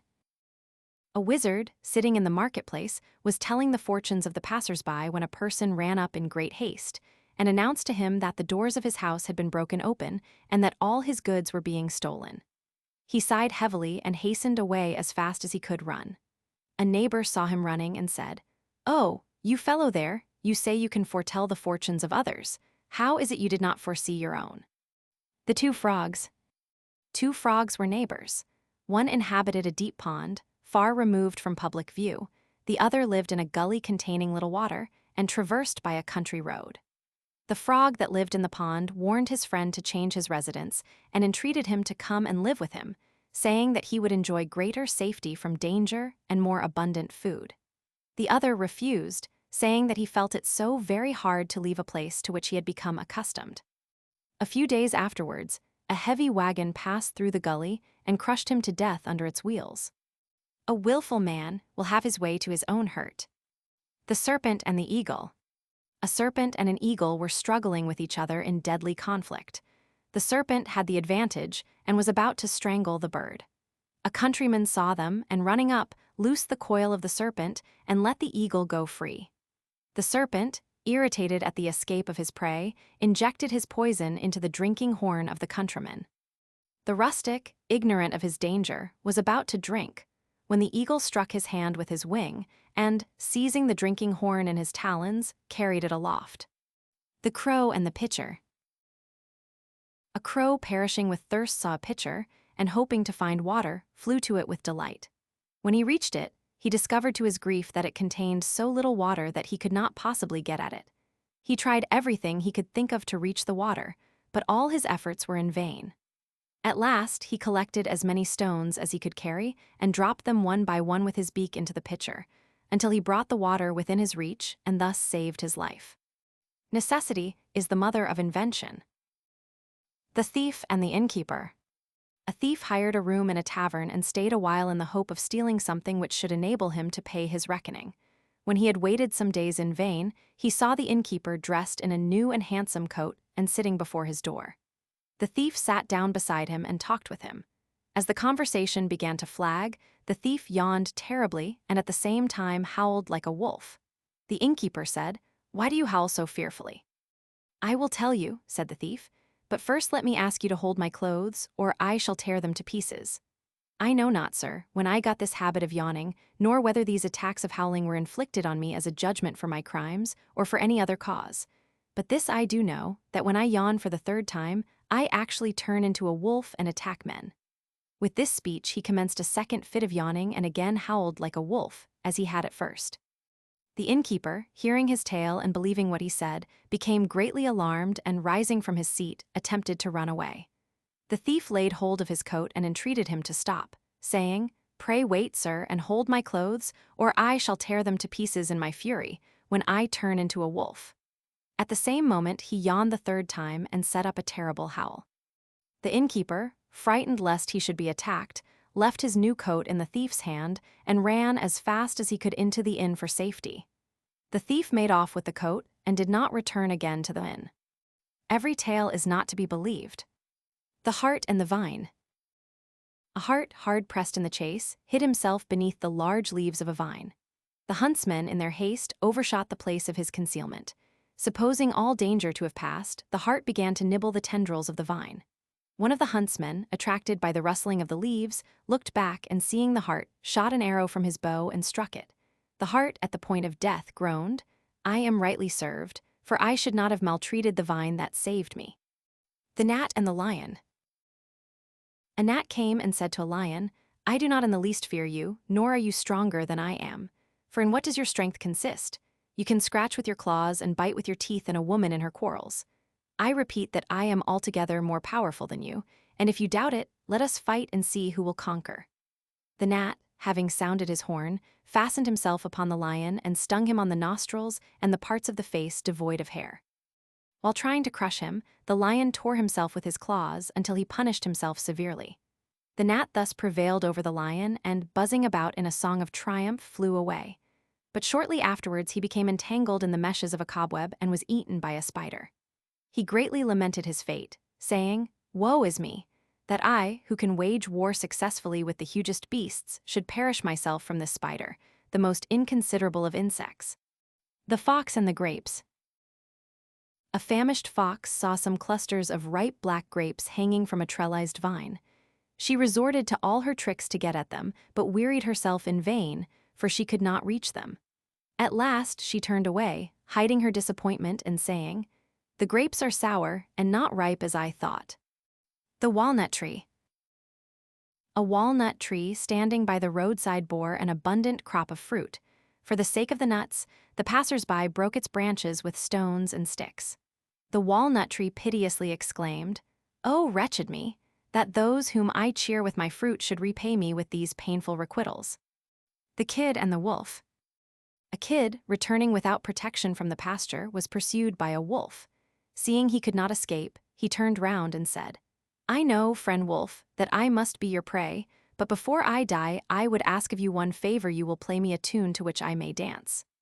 The wolf complied, and while he was piping and the kid was dancing, some hounds, hearing the sound, ran up and began chasing the wolf. Turning to the kid, he said, "It is just what I deserve, for I, who am only a butcher, should not have turned piper to please you." The Monkey and the Dolphin. A sailor, bound on a long voyage, took with him a monkey to amuse him while on shipboard. As he sailed off the coast of Greece, a violent tempest arose in which the ship was wrecked, and he, his monkey, and all the crew were obliged to swim for their lives. A dolphin saw the monkey contending with the waves, and supposing him to be a man, whom he is always said to befriend, came and placed himself under him, to convey him on his back in safety to the shore. When the dolphin arrived with his burden in sight of land not far from Athens, he asked the monkey if he were an Athenian. The latter replied that he was, and that he was descended from one of the most noble families in that city. The dolphin then inquired if he knew the Piraeus, the famous harbor of Athens. Supposing that a man was meant, the monkey answered that he knew him very well and that he was an intimate friend. The dolphin, indignant at these falsehoods, dipped the monkey under the water and drowned him. The Horse and the Stag. At one time the horse had the plain entirely to himself. Then a stag intruded into his domain and shared his pasture. The horse, desiring to revenge himself on the stranger, asked a man if he were willing to help him in punishing the stag. The man replied that if the horse would receive a bit in his mouth and agree to carry him, he would contrive effective weapons against the stag. The horse consented and allowed the man to mount him. From that hour he found that instead of obtaining revenge on the stag, he had enslaved himself to the service of man. The Jackdaw and the Doves. A jackdaw, seeing some doves in a cote abundantly provided with food, painted himself white and joined them in order to share their plentiful maintenance. The doves, as long as he was silent, supposed him to be one of themselves and admitted him to their cote. But when one day he forgot himself and began to chatter, they discovered his true character and drove him forth, pecking him with their beaks. Failing to obtain food among the doves, he returned to the jackdaws. They too, not recognizing him on account of his color, expelled him from living with them. So, desiring two ends, he obtained neither. The Fox and the Monkey. A fox and a monkey were traveling together on the same road. As they journeyed, they passed through a cemetery full of monuments. "All these monuments which you see," said the monkey, are erected in honor of my ancestors, who were in their day freedmen and citizens of great renown." The fox replied, "You have chosen a most appropriate subject for your falsehoods, as I am sure none of your ancestors will be able to contradict you." A false tale often betrays itself. The Man and His Wife. A man had a wife who made herself hated by all the members of his household. Wishing to find out if she had the same effect on the persons in her father's house, he made some excuse to send her home on a visit to her father. After a short time she returned, and when he inquired how she had got on and how the servants had treated her, she replied, "The herdsmen and shepherds cast on me looks of aversion." He said, "O wife, if you were disliked by those who go out early in the morning with their flocks and return late in the evening, what must have been felt towards you by those with whom you pass the whole day?" Straws show how the wind blows. The man, the horse, the ox, and the dog. A horse, ox, and dog, driven to great straits by the cold, sought shelter and protection from man. He received them kindly, lighted a fire, and warmed them. He let the horse make free with his oats, gave the ox an abundance of hay, and fed the dog with meat from his own table. Grateful for these favors, the animals determined to repay him to the best of their ability. For this purpose, they divided the term of his life between them, and each endowed one portion of it with the qualities which chiefly characterized himself. The horse chose his earliest years and gave them his own attributes. Hence every man is in his youth impetuous, headstrong, and obstinate in maintaining his own opinion. The ox took under his patronage the next term of life, and therefore man in his middle age is fond of work, devoted to labor, and resolute to amass wealth and to husband his resources. The end of life was reserved for the dog, wherefore the old man is often snappish, irritable, hard to please, and selfish, tolerant only of his own household, but averse to strangers and to all who do not administer to his comfort or to his necessities. The Thief and the House Dog. A thief came in the night to break into a house. He brought with him several slices of meat in order to pacify the house dog, so that he would not alarm his master by barking. As the thief threw him the pieces of meat, the dog said, "If you think to stop my mouth, you will be greatly mistaken. This sudden kindness at your hands will only make me more watchful, lest under these unexpected favors to myself, you have some private ends to accomplish for your own benefit and for my master's injury." The Apes and the Two Travelers. Two men, one who always spoke the truth and the other who told nothing but lies, were traveling together and by chance came to the land of apes. One of the apes, who had raised himself to be king, commanded them to be seized and brought before him, that he might know what was said of him among men. He ordered at the same time that all the apes be arranged in a long row on his right hand and on his left, and that a throne be placed for him, as was the custom among men. After these preparations, he signified that the two men should be brought before him, and greeted them with this salutation: "What sort of a king do I seem to you to be, O strangers?" The lying traveler replied, "You seem to me a most mighty king. And what is your estimate of those you see around me?" "These," he made answer, "are worthy companions of yourself, fit at least to be ambassadors and leaders of armies." The ape and all his court, gratified with the lie, commanded that a handsome present be given to the flatterer. On this the truthful traveler thought to himself, "If so great a reward be given for a lie, with what gift may not I be rewarded, if according to my custom I tell the truth?" The ape quickly turned to him. "And pray how do I and these my friends around me seem to you?" "Thou art," he said, "a most excellent ape, and all these thy companions after thy example are excellent apes too."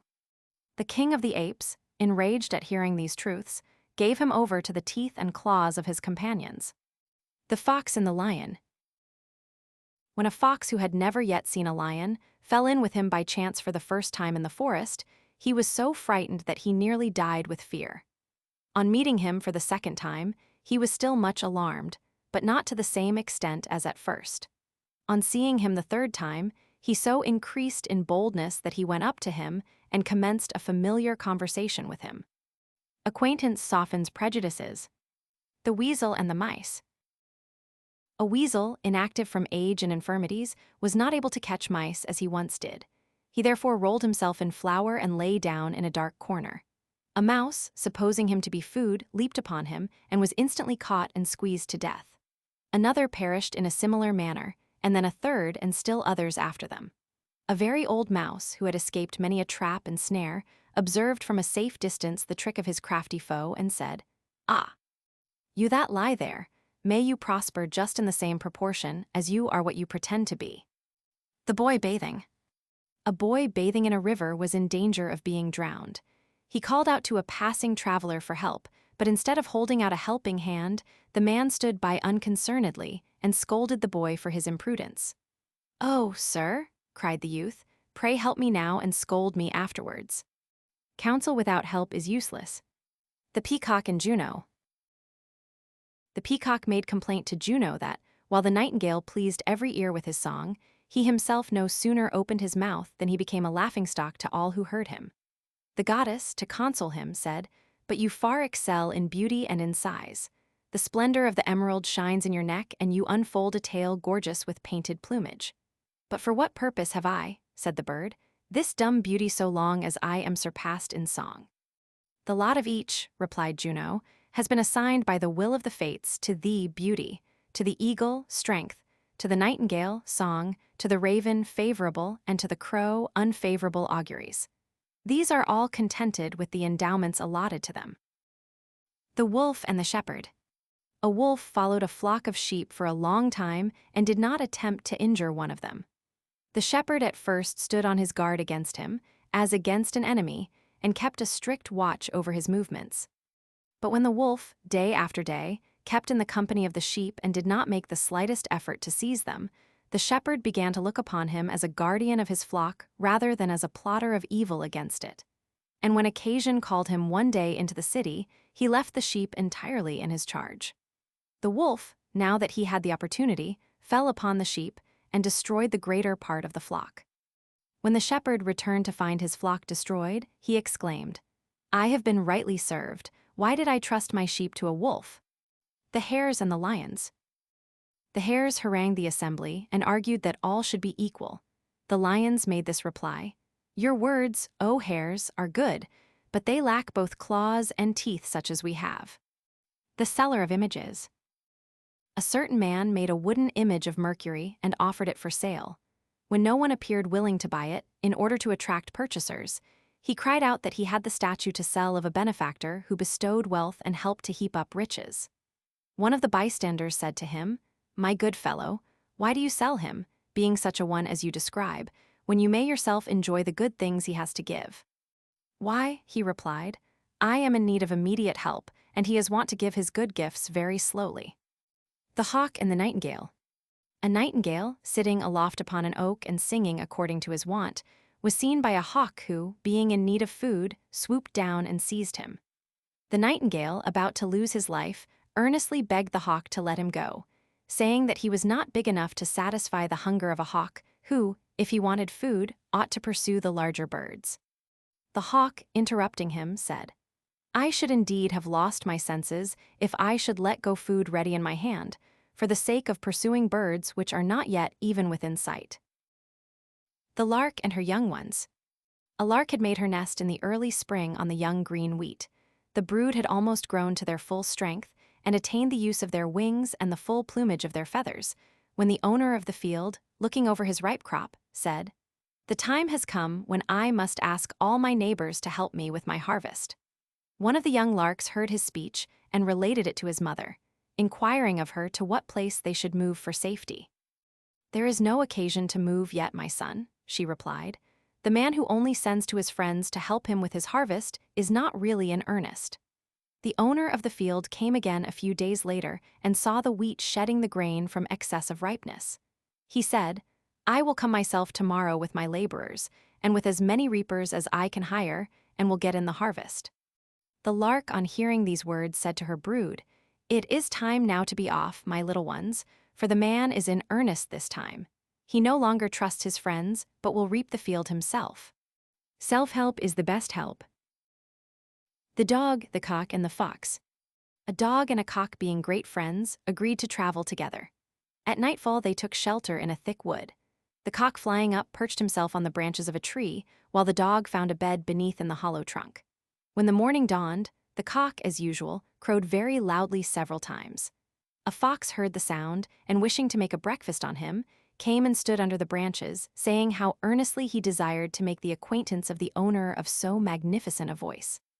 The cock, suspecting his civilities, said, "Sir, I wish you would do me the favor of going around to the hollow trunk below me and waking my porter so that he may open the door and let you in."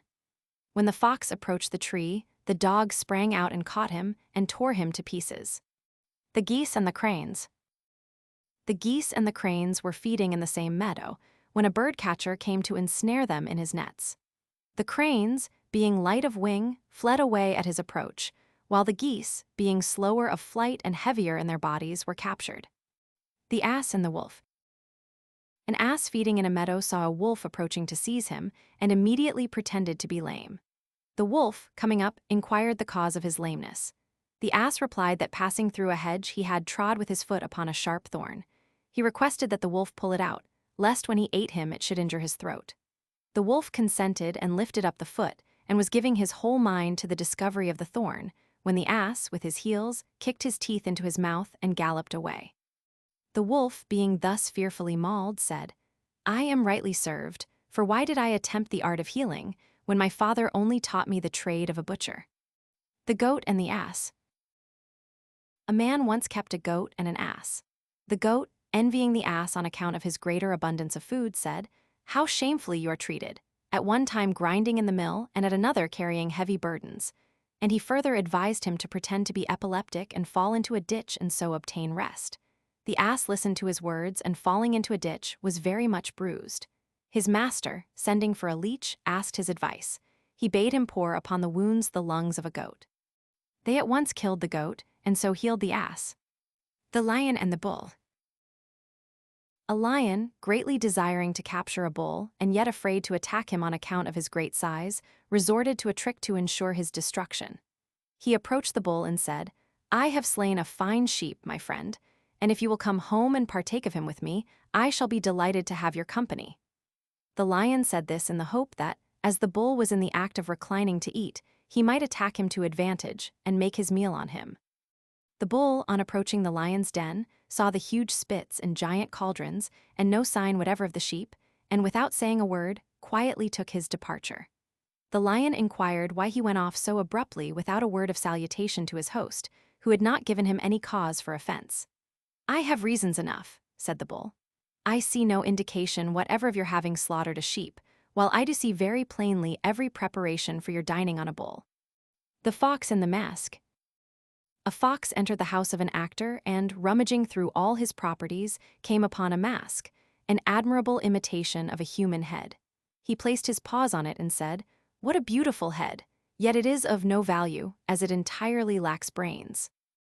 The grasshopper and the owl.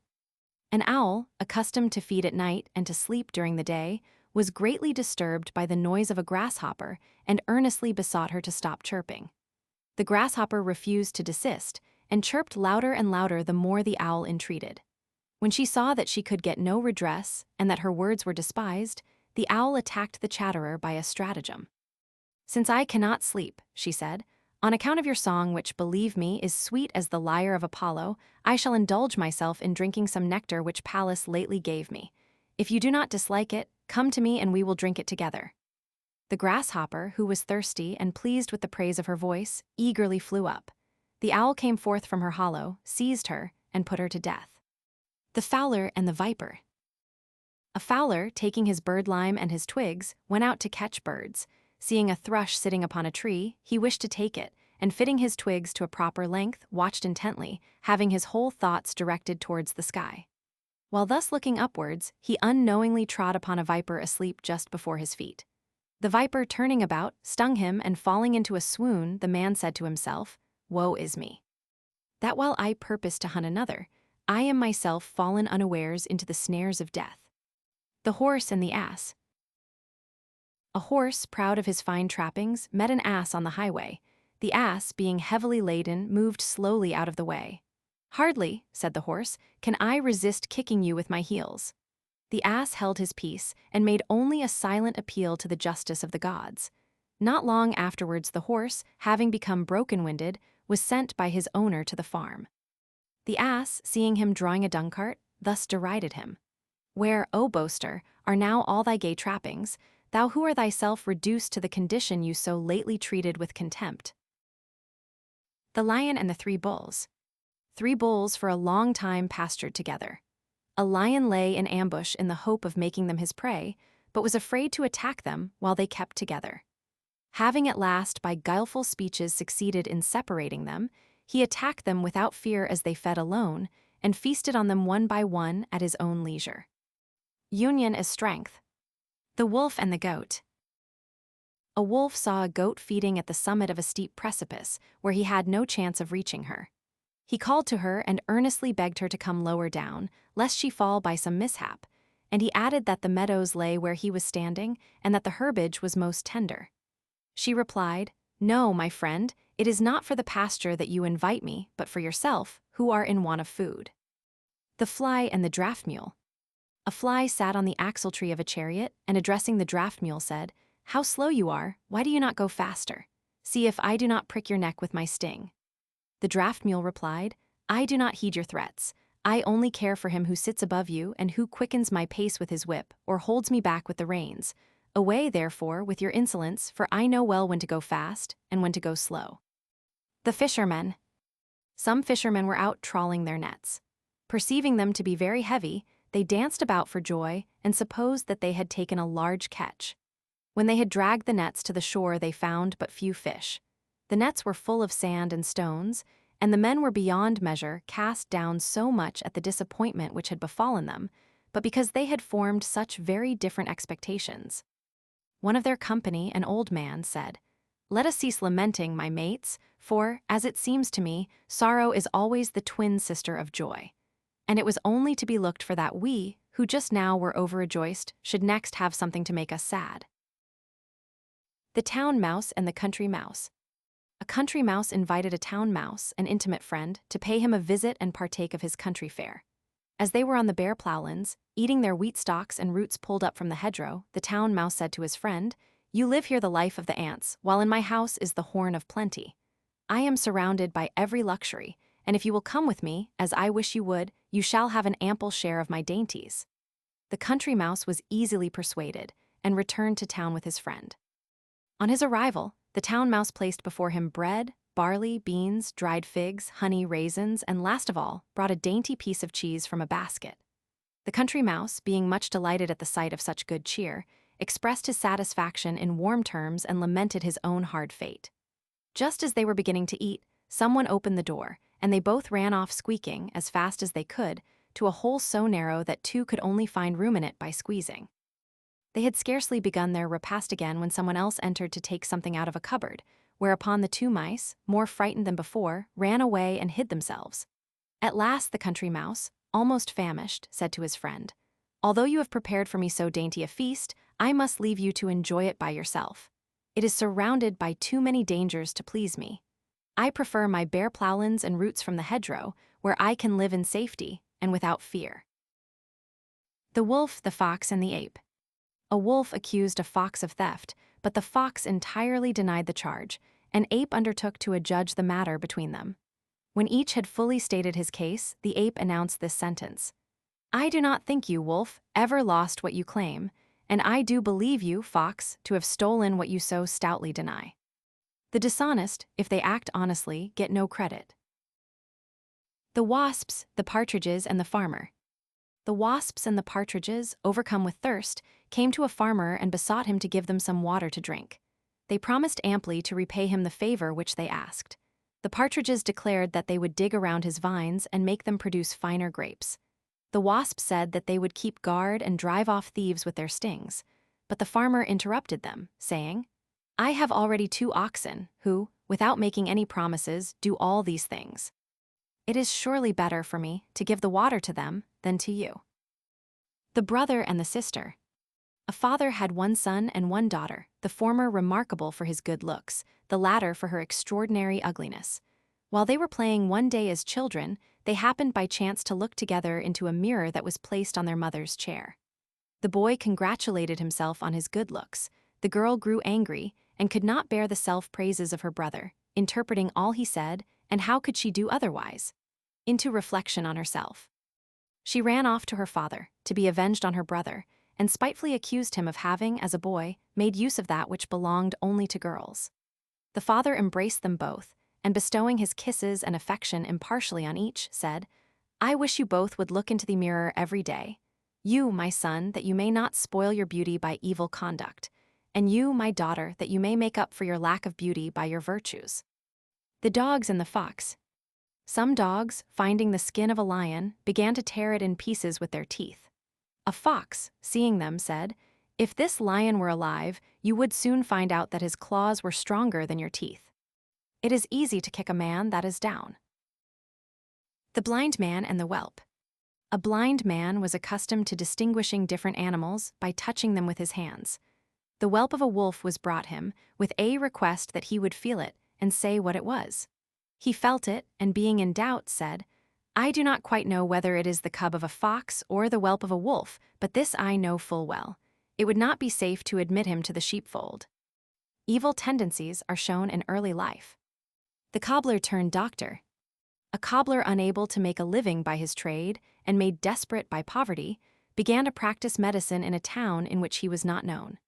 He sold a drug, pretending that it was an antidote to all poisons, and obtained a great name for himself by long-winded puffs and advertisements. When the cobbler happened to fall sick himself of a serious illness, the governor of the town determined to test his skill. For this purpose he called for a cup, and while filling it with water pretended to mix poison with the cobbler's antidote, commanding him to drink it on the promise of a reward. The cobbler, under the fear of death, confessed that he had no knowledge of medicine, and was only made famous by the stupid clamors of the crowd. The governor then called a public assembly and addressed the citizens. "Of what folly have you been guilty? You have not hesitated to entrust your heads to a man, whom no one could employ to make even the shoes for their feet." The wolf and the horse. A wolf coming out of a field of oats met a horse and thus addressed him, "I would advise you to go into that field. It is full of fine oats, which I have left untouched for you, as you are a friend whom I would love to hear enjoying good eating." The horse replied, "If oats had been the food of wolves, you would never have indulged your ears at the cost of your belly." Men of evil reputation, when they perform a good deed, fail to get credit for it. The two men who were enemies. Two men, deadly enemies to each other, were sailing in the same vessel. Determined to keep as far apart as possible, the one seated himself in the stem and the other in the prow of the ship. A violent storm arose, and with the vessel in great danger of sinking, the one in the stern inquired of the pilot which of the two ends of the ship would go down first. On his replying that he supposed it would be the prow, the man said, "Death would not be grievous to me if I could only see my enemy die before me." The gamecocks and the partridge. A man had 2 gamecocks in his poultry yard. One day, by chance, he found a tame partridge for sale. He purchased it and brought it home to be reared with his gamecocks. When the partridge was put into the poultry yard, they struck at it and followed it about, so that the partridge became grievously troubled and supposed that he was thus evilly treated because he was a stranger. Not long afterwards, he saw the cocks fighting together and not separating before one had well beaten the other. He then said to himself, "I shall no longer distress myself at being struck at by these gamecocks, when I see that they cannot even refrain from quarreling with each other." The fox and the lion. A fox saw a lion confined in a cage, and standing near him, bitterly reviled him. The lion said to the fox, "It is not thou who revilest me, but this mischance which has befallen me." The quack frog. A frog once upon a time came forth from his home in the marsh, and proclaimed to all the beasts that he was a learned physician, skilled in the use of drugs, and able to heal all diseases. A fox asked him, "How can you pretend to prescribe for others, when you are unable to heal your own lame gait and wrinkled skin?" The lion, the wolf, and the fox. A lion, growing old, lay sick in his cave. All the beasts came to visit their king, except the fox. The wolf, therefore, thinking that he had a capital opportunity, accused the fox to the lion of not paying any respect to him who had the rule over them all and of not coming to visit him. At that very moment the fox came in and heard these last words of the wolf. The lion roaring out in a rage against him, the fox sought an opportunity to defend himself and said, "And who of all those who have come to you have benefited you so much as I, who have traveled from place to place in every direction, and have sought and learnt from the physicians the means of healing you?" The lion commanded him immediately to tell him the cure, when he replied, "You must flay a wolf alive and wrap his skin yet warm around you." The wolf was at once taken and flayed, whereon the fox, turning to him, said with a smile, "You should have moved your master not to ill, but to good will." The dog's house. In the wintertime, a dog curled up in as small a space as possible on account of the cold, determined to make himself a house. However, when the summer returned again, he lay asleep stretched at his full length and appeared to himself to be of a great size. Now he considered that it would be neither an easy nor a necessary work to make himself such a house as would accommodate him. The North Wind and the Sun. The North Wind and the Sun disputed as to which was the most powerful, and agreed that he should be declared the victor who could first strip a wayfaring man of his clothes. The North Wind first tried his power and blew with all his might, but the keener his blasts, the closer the traveler wrapped his cloak around him, until at last, resigning all hope of victory, the wind called upon the sun to see what he could do. The sun suddenly shone out with all his warmth. The traveler no sooner felt his genial rays than he took off one garment after another, and at last, fairly overcome with heat, undressed and bathed in a stream that lay in his path. Persuasion is better than force. The Crow and Mercury. A crow caught in a snare prayed to Apollo to release him, making a vow to offer some frankincense at his shrine. But when rescued from his danger, he forgot his promise. Shortly afterwards, again caught in a snare, he passed by Apollo and made the same promise to offer frankincense to Mercury. Mercury soon appeared and said to him, "O thou most base fellow, how can I believe thee, who hast disowned and wronged thy former patron?" The Fox and the Crane. A fox invited a crane to supper, and provided nothing for his entertainment but some soup made of pulse, which was poured out into a broad, flat stone dish. The soup fell out of the long bill of the crane at every mouthful, and his vexation at not being able to eat afforded the fox much amusement. The crane, in his turn, asked the fox to sup with him, and set before her a flagon with a long, narrow mouth, so that he could easily insert his neck and enjoy its contents at his leisure. The fox, unable even to taste it, met with a fitting requital, after the fashion of her own hospitality. The Wolf and the Lion. Roaming by the mountainside at sundown, a wolf saw his own shadow become greatly extended and magnified, and he said to himself, "Why should I, being of such an immense size and extending nearly an acre in length, be afraid of the lion? Ought I not to be acknowledged as king of all the collected beasts?" While he was indulging in these proud thoughts, a lion fell upon him and killed him. He exclaimed with a too late repentance, "Wretched me!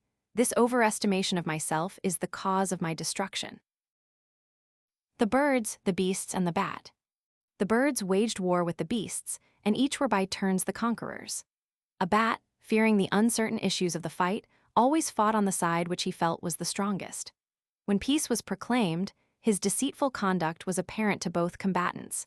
Therefore, being condemned by each for his treachery, he was driven forth from the light of day, and henceforth concealed himself in dark hiding places, flying always alone and at night. The Spendthrift and the Swallow. A young man, a great spendthrift, had run through all his patrimony and had but one good cloak left. One day he happened to see a swallow, which had appeared before its season, skimming along a pool and twittering gaily. He supposed that summer had come and went and sold his cloak. Not many days later, winter set in again with renewed frost and cold. When he found the unfortunate swallow lifeless on the ground, he said, "Unhappy bird, what have you done? By thus appearing before the springtime, you have not only killed yourself, but you have wrought my destruction also." The Trumpeter taken prisoner. A trumpeter, bravely leading on the soldiers, was captured by the enemy. He cried out to his captors, "Pray spare me, and do not take my life without cause or without inquiry. I have not slain a single man of your troop. I have no arms and carry nothing but this one brass trumpet." "That is the very reason for which you should be put to death," they said, "for, while you do not fight yourself, your trumpet stirs all the others to battle." The Owl and the Birds. An owl, in her wisdom, counseled the birds that when the acorn first began to sprout, to pull it all up out of the ground and not allow it to grow. She said acorns would produce mistletoe, from which an irremediable poison, the birdlime, would be extracted and by which they would be captured. The owl next advised them to pluck up the seed of the flax, which men had sown, as it was a plant which boded no good to them. And lastly, the owl, seeing an archer approach, predicted that this man, being on foot, would contrive darts armed with feathers which would fly faster than the wings of the birds themselves. The birds gave no credence to these warning words, but considered the owl to be beside herself and said that she was mad. But afterwards, finding her words were true, they wondered at her knowledge and deemed her to be the wisest of birds. Hence it is that, when she appears, they look to her as knowing all things, while she no longer gives them advice, but in solitude laments their past folly. The goods and the ills. All the goods were once driven out by the ills from that common share which they each had in the affairs of mankind. For the ills, by reason of their numbers, had prevailed to possess the earth. The goods wafted themselves to heaven and asked for a righteous vengeance on their persecutors. They entreated Jupiter that they might no longer be associated with the ills, as they had nothing in common and could not live together, but were engaged in unceasing warfare, and that an indissoluble law might be laid down for their future protection. Jupiter granted their request, and decreed that henceforth the ills should visit the earth in company with each other, but that the goods should one by one enter the habitations of men. Hence it arises that ills abound, for they come not one by one but in troops, and by no means singly, while the goods proceed from Jupiter, and are given, not alike to all, but singly and separately, and one by one to those who are able to discern them. The ass in the lion's skin. An ass, having put on the lion's skin, roamed about in the forest and amused himself by frightening all the foolish animals he met in his wanderings. At last, coming upon a fox, he tried to frighten him also, but the fox no sooner heard the sound of his voice than he exclaimed, "I might possibly have been frightened myself if I had not heard your bray." The sparrow and the hare. A hare pounced upon by an eagle sobbed very much and uttered cries like a child. A sparrow upbraided her and said, "Where now is thy remarkable swiftness of foot? Why were your feet so slow?" While the sparrow was thus speaking, a hawk suddenly seized him and killed him. The hare was comforted in her death, and expiring said, "Ah, you who so lately, when you supposed yourself safe, exulted over my calamity, have now reason to deplore a similar misfortune." The flea and the ox. A flea thus questioned an ox, "What ails you, that being so huge and strong, you submit to the wrongs you receive from men and slave for them day by day, while I, being so small a creature, mercilessly feed on their flesh and drink their blood without stint?" The ox replied, "I do not wish to be ungrateful, for I am loved and well cared for by men, and they often pat my head and shoulders." "Woe es me," said the flea, "this very patting which you like, whenever it happens to me, brings with it my inevitable destruction." The ass and his purchaser. A man wished to purchase an ass, and agreed with its owner that he should try out the animal before he bought him. He took the ass home and put him in the straw yard with his other asses, upon which the new animal left all the others, and at once joined the one that was most idle and the greatest eater of them all. Seeing this, the man put a halter on him and led him back to his owner. On being asked how, in so short a time, he could have made a trial of him, he answered, "I do not need a trial.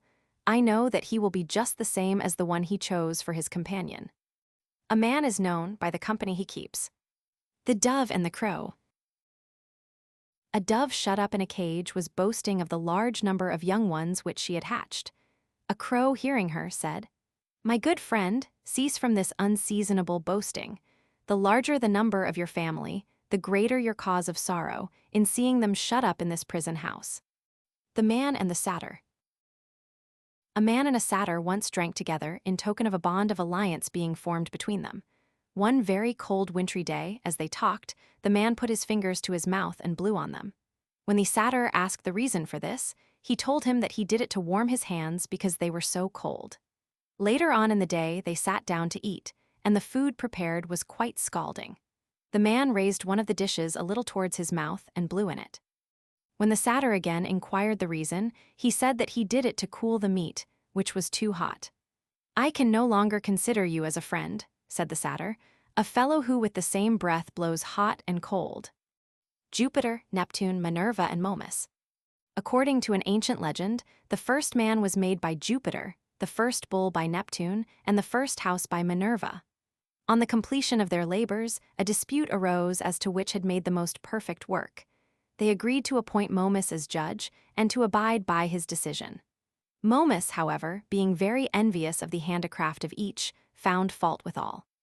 He first blamed the work of Neptune because he had not made the horns of the bull below his eyes, so he might better see where to strike. He then condemned the work of Jupiter because he had not placed the heart of man on the outside, that everyone might read the thoughts of the evil disposed and take precautions against the intended mischief. And lastly, he inveighed against Minerva because she had not contrived iron wheels in the foundation of her house, so its inhabitants might more easily remove if a neighbor proved unpleasant. Jupiter, indignant at such inveterate fault-finding, drove him from his office of judge and expelled him from the mansions of Olympus. The Eagle and the Jackdaw. An eagle, flying down from his perch on a lofty rock, seized upon a lamb and carried him aloft in his talons. A jackdaw, who witnessed the capture of the lamb, was stirred with envy and determined to emulate the strength and flight of the eagle. He flew around with a great whir of his wings and settled upon a large ram, with the intention of carrying him off, but his claws became entangled in the ram's fleece, and he was not able to release himself, although he fluttered with his feathers as much as he could. The shepherd, seeing what had happened, ran up and caught him. He at once clipped the jackdaw's wings and, taking him home at night, gave him to his children. On their saying, "Father, what kind of bird is it?" he replied, "To my certain knowledge he is a daw, but he would like you to think an eagle." The Eagle and the Fox. An eagle and a fox formed an intimate friendship and decided to live near each other. The eagle built her nest in the branches of a tall tree, while the fox crept into the underwood and there produced her young. Not long after they had agreed upon this plan, the eagle, being in want of provision for her young ones, swooped down while the fox was out, seized upon one of the little cubs, and feasted herself and her brood. The fox, on her return, discovered what had happened, but was less grieved for the death of her young than for her inability to avenge them. A just retribution, however, quickly fell upon the eagle. While hovering near an altar, on which some villagers were sacrificing a goat, she suddenly seized a piece of the flesh and carried it, along with a burning cinder, to her nest. A strong breeze soon fanned the spark into a flame, and the eaglets, as yet unfledged and helpless, were roasted in their nest and dropped down dead at the bottom of the tree. There, in the sight of the eagle, the fox gobbled them up. The two bags. Every man, according to an ancient legend, is born into the world with two bags suspended from his neck, all bag in front full of his neighbor's faults, and a large bag behind filled with his own faults. Hence it is that men are quick to see the faults of others, and yet are often blind to their own failings. The bitch and her whelps. A bitch, ready to whelp, earnestly begged a shepherd for a place where she might litter. When her request was granted, she besought permission to rear her puppies in the same spot. The shepherd again consented, but at last the bitch, protected by the bodyguard of her whelps, who had now grown up and were able to defend themselves, asserted her exclusive right to the place and would not permit the shepherd to approach. The stag at the pool. A stag overpowered by heat came to a spring to drink. Seeing his own shadow reflected in the water, he greatly admired the size and variety of his horns, but felt angry with himself for having such slender and weak feet. While he was thus contemplating himself, a lion appeared at the pool and crouched to spring upon him. The stag immediately took to flight, and exerting his utmost speed, as long as the plain was smooth and open, kept himself easily at a safe distance from the lion. But entering a wood, he became entangled by his horns, and the lion quickly came up to him and caught him. When too late, he thus reproached himself. "Woe is me, how I have deceived myself! These feet which would have saved me I despised, and I gloried in these antlers which have proved my destruction." What is most truly valuable is often underrated. The lark burying her father. The lark, according to an ancient legend, was created before the earth itself, and when her father died, as there was no earth, she could find no place of burial for him. She let him lie uninterred for 5 days, and on the 6th day, not knowing what else to do, she buried him in her own head. Hence she obtained her crest, which is popularly said to be her father's grave hillock. Youth's first duty is reverence to parents. The gnat and the bull. A gnat settled on the horn of a bull and sat there a long time. Just as he was about to fly off, he made a buzzing noise and inquired of the bull if he would like him to go. The bull replied, "I did not know you had come, and I shall not miss you when you go away." Some men are of more consequence in their own eyes than in the eyes of their neighbors. The monkey and the camel. The beasts of the forest gave a splendid entertainment at which the monkey stood up and danced. Having vastly delighted the assembly, he sat down amidst universal applause. The camel, envious of the praises bestowed on the monkey and desiring to divert to himself the favor of the guests, proposed to stand up in his turn and dance for their amusement. He moved about in so utterly ridiculous a manner that the beasts, in a fit of indignation, set upon him with clubs and drove him out of the assembly. It is absurd to ape our betters. The dogs and the hides. Some dogs famished with hunger saw a number of cowhides steeping in a river. Not being able to reach them, they agreed to drink up the river, but it happened that they burst themselves with drinking long before they reached the hides. Attempt not impossibilities. The jackdaw and the fox. A half-famished jackdaw seated himself on a fig tree, which had produced some fruit entirely out of season, and waited in the hope that the figs would ripen. A fox, seeing him sitting so long and learning the reason of his doing so, said to him, "You are indeed, sir, sadly deceiving yourself. You are indulging a hope strong enough to cheat you, but which will never reward you with enjoyment." Mercury and the workmen. A workman, felling wood by the side of a river, let his axe drop by accident into a deep pool. Being thus deprived of the means of his livelihood, he sat down on the bank and lamented his hard fate. Mercury appeared and demanded the cause of his tears. After he told him his misfortune, Mercury plunged into the stream, and bringing up a golden axe, inquired if that were the one he had lost. On his saying that it was not his, Mercury disappeared beneath the water a second time, returned with a silver axe in his hand, and again asked the workman if it were his. When the workman said it was not, he dived into the pool for the third time and brought up the axe that had been lost. The workman claimed it and expressed his joy at its recovery. Mercury, pleased with his honesty, gave him the golden and silver axes in addition to his own. The workman, on his return to his house, related to his companions all that had happened. One of them at once resolved to try and secure the same good fortune for himself. He ran to the river and threw his axe on purpose into the pool at the same place, and sat down on the bank to weep. Mercury appeared to him just as he hoped he would, and having learned the cause of his grief, plunged into the stream and brought up a golden axe, inquiring if he had lost it. The workman seized it greedily, and declared that truly it was the very same axe that he had lost. Mercury, displeased at his knavery, not only took away the golden axe, but refused to recover for him the axe he had thrown into the pool. The peasant and the apple tree. A peasant had in his garden an apple tree which bore no fruit, but only served as a harbor for the sparrows and grasshoppers. He resolved to cut it down, and taking his axe in his hand, made a bold stroke at its roots. The grasshoppers and sparrows entreated him not to cut down the tree that sheltered them, but to spare it, and they would sing to him and lighten his labors. He paid no attention to their request, but gave the tree a second and a third blow with his axe. When he reached the hollow of the tree, he found a hive full of honey. Having tasted the honeycomb, he threw down his axe and, looking on the tree as sacred, took great care of it. Self-interest alone moves some men. The two soldiers and the robber. Two soldiers traveling together were set upon by a robber. The one fled away, the other stood his ground and defended himself with his stout right hand. The robber being slain, the timid companion ran up and drew his sword, and then, throwing back his traveling cloak, said, "I'll at him, and I'll take care he shall learn whom he has attacked."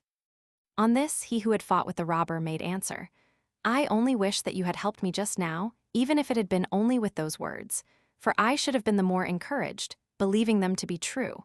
But now put up your sword in its sheath and hold your equally useless tongue till you can deceive others who do not know you.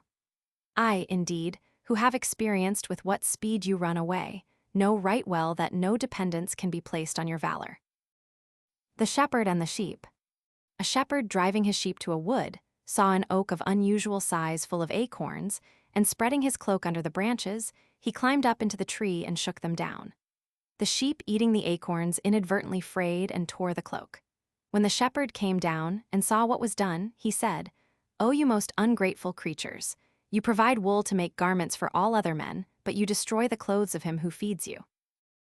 The trees under the protection of the gods. The gods, according to an ancient legend, made choice of certain trees to be under their special protection. Jupiter chose the oak, Venus the myrtle, Apollo the laurel, Cybele the pine, and Hercules the poplar. Minerva, wondering why they had preferred trees not yielding fruit, inquired the reason for their choice. Jupiter replied, "It is lest we should seem to covet the honor for the fruit." But said Minerva, "Let anyone say what he will, the olive is more dear to me on account of its fruit." Then said Jupiter, "My daughter, you are rightly called wise, for unless what we do is useful, the glory of it is vain." The flea and the wrestler. A flea settled upon the bare foot of a wrestler and bit him, causing the man to call loudly upon Hercules for help. When the flea a second time hopped upon his foot, he groaned and said, "O Hercules, if you will not help me against a flea, how can I hope for your assistance against greater antagonists?" The lion and the fox. A fox entered into partnership with a lion on the pretense of becoming his servant. Each undertook his proper duty in accordance with his own nature and powers. The fox discovered and pointed out the prey. The lion sprang on it and seized it. The fox soon became jealous of the lion carrying off the lion's share, and said that he would no longer find out the prey, but would capture it on his own account. The next day he attempted to snatch a lamb from the fold, but he himself fell prey to the huntsmen and hounds. Truth and the traveler. A wayfaring man, traveling in the desert, met a woman standing alone and terribly dejected. He inquired of her, "Who art thou?" "My name is Truth," she replied. "And for what cause?" he asked. "Have you left the city to dwell alone here in the wilderness?" She made answer, "Because in former times falsehood was with few, but is now with all men." The manslayer. A man committed a murder, and was pursued by the relations of the man whom he murdered. On his reaching the river Nile, he saw a lion on its bank and, being fearfully afraid, climbed up a tree. He found a serpent in the upper branches of the tree, and again being greatly alarmed, he threw himself into the river, where a crocodile caught him and ate him. Thus the earth, the air, and the water alike refused shelter to a murderer. The lion and the eagle. An eagle stayed his flight and entreated a lion to make an alliance with him to their mutual advantage. The lion replied, "I have no objection, but you must excuse me for requiring you to find surety for your good faith, for how can I trust anyone as a friend who is able to fly away from his bargain whenever he pleases? Try before you trust." The ass and his driver. An ass, being driven along a high road, suddenly started off and bolted to the brink of a deep precipice. While he was in the act of throwing himself over, his owner seized him by the tail, endeavoring to pull him back. When the ass persisted in his effort, the man let him go and said, "Conquer, but conquer to your cost." The thrush and the fowler. A thrush was feeding on a myrtle tree and did not move from it because its berries were so delicious. A fowler observed her staying so long in one spot, and having well bird-limed his reeds, caught her. The thrush, being at the point of death, exclaimed, "O foolish creature that I am, for the sake of a little pleasant food I have deprived myself of my life." The mother and the wolf. A famished wolf was prowling about in the morning in search of food. As he passed the door of a cottage built in the forest, he heard a mother say to her child, "Be quiet, or I will throw you out of the window, and the wolf shall eat you." The wolf sat all day waiting at the door. In the evening he heard the same woman fondling her child and saying, "You are quiet now, and if the wolf should come, we will kill him." The wolf, hearing these words, went home, gasping with cold and hunger. When he reached his den, Mistress Wolf inquired of him why he returned wearied and supperless, so contrary to his wont. He replied, "Why, forsooth, use I gave credence to the words of a woman." The hen and the swallow. A hen, finding the eggs of a viper and carefully keeping them warm, nourished them into life. A swallow, observing what she had done, said, "You silly creature, why have you hatched these vipers which, when they shall have grown, will inflict injury on all, beginning with yourself?" The rose and the amaranth. An amaranth planted in a garden near a rose tree thus addressed it, "What a lovely flower is the rose, a favorite alike with gods and with men. I envy you your beauty and your perfume." The rose replied, "I indeed, dear amaranth, flourish but for a brief season. If no cruel hand pluck me from my stem, yet I must perish by an early doom. But thou art immortal and dost never fade, but bloomest for ever in renewed youth." The travelers and the plane tree. Two travelers, worn out by the heat of the summer's sun, laid themselves down at noon under the wide-spreading branches of a plane tree. As they rested under its shade, one of the travelers said to the other, "What a singularly useless tree is the plane. It bears no fruit and is not of the least service to man." The plane tree, interrupting him, said, "You ungrateful fellows, do you, while receiving benefits from me and resting under my shade, dare to describe me as useless and unprofitable? Some men underrate their best blessings. The ass and the horse." An ass besought a horse to spare him a small portion of his feed. "Yes," said the horse, "if any remains out of what I am now eating, I will give it you for the sake of my own superior dignity, and if you will come when I reach my own stall in the evening, I will give you a little sack full of barley." The ass replied, "Thank you, but I can't think that you, who refuse me a little matter now, will by and by confer on me a greater benefit." The crow and the sheep. A troublesome crow seated herself on the back of a sheep. The sheep, much against his will, carried her backward and forward for a long time, and at last said, "If you had treated a dog in this way, you would have had your deserts from his sharp teeth." To this the crow replied, "I despise the weak and yield to the strong. I know whom I may bully and whom I must flatter, and I thus prolong my life to a good old age." The fox and the bramble. A fox was mounting a hedge when he lost his footing and caught hold of a bramble to save himself. Having pricked and grievously torn the soles of his feet, he accused the bramble because, when he had fled to her for assistance, she had used him worse than the hedge itself. The bramble, interrupting him, said, "But you really must have been out of your senses to fasten yourself on me, who am myself always accustomed to fasten upon others." The ass and the charger. An ass congratulated a horse on being so ungrudgingly and carefully provided for, while he himself had scarcely enough to eat, and not even that without hard work. But when war broke out, a heavily armed soldier mounted the horse, and riding him to the charge, rushed into the very midst of the enemy. The horse was wounded and fell dead on the battlefield. Then the ass, seeing all these things, changed his mind and commiserated the horse. The lion, Jupiter, and the elephant. The lion wearied Jupiter with his frequent complaints. "It is true, O Jupiter," he said, "that I am gigantic in strength, handsome in shape, and powerful in attack. I have jaws well provided with teeth and feet furnished with claws, and I lord it over all the beasts of the forest. And what a disgrace it is, that being such as I am, I should be frightened by the crowing of a cock." Jupiter replied, "Why do you blame me without a cause? I have given you all the attributes which I possess myself, and your courage never fails you except in this one instance." On hearing this, the lion groaned and lamented very much and, reproaching himself with his cowardice, wished that he might die. As these thoughts passed through his mind, he met an elephant and came close to hold a conversation with him. After a time, he observed that the elephant shook his ears very often, and he inquired what was the matter and why his ears moved with such a tremor every now and then. Just at that moment, a gnat settled on the head of the elephant, and he replied, "Do you see that little buzzing insect? If it enters my ear, my fate is sealed. I should die presently." The lion said, "Well, since so huge a beast is afraid of a tiny gnat, I will no more complain, nor wish myself dead. I find myself, even as I am, better off than the elephant."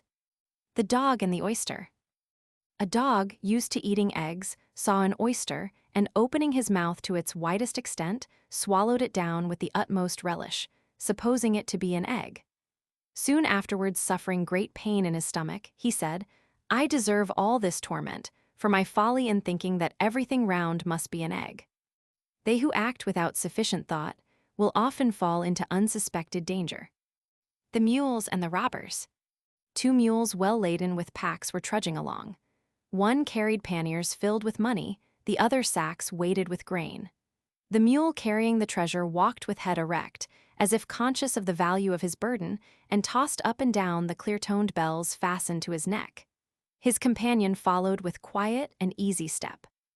All of a sudden, robbers rushed upon them from their hiding places, and in the scuffle with their owners, wounded with a sword the mule carrying the treasure, which they greedily seized while taking no notice of the grain. The mule which had been robbed and wounded bewailed his misfortunes. The other replied, "I am indeed glad that I was thought so little of, for I have lost nothing, nor am I hurt with any wound." The lamb and the wolf. A wolf pursued a lamb, which fled for refuge to a certain temple. The wolf called out to him and said, "The priest will slay you in sacrifice if he should catch you."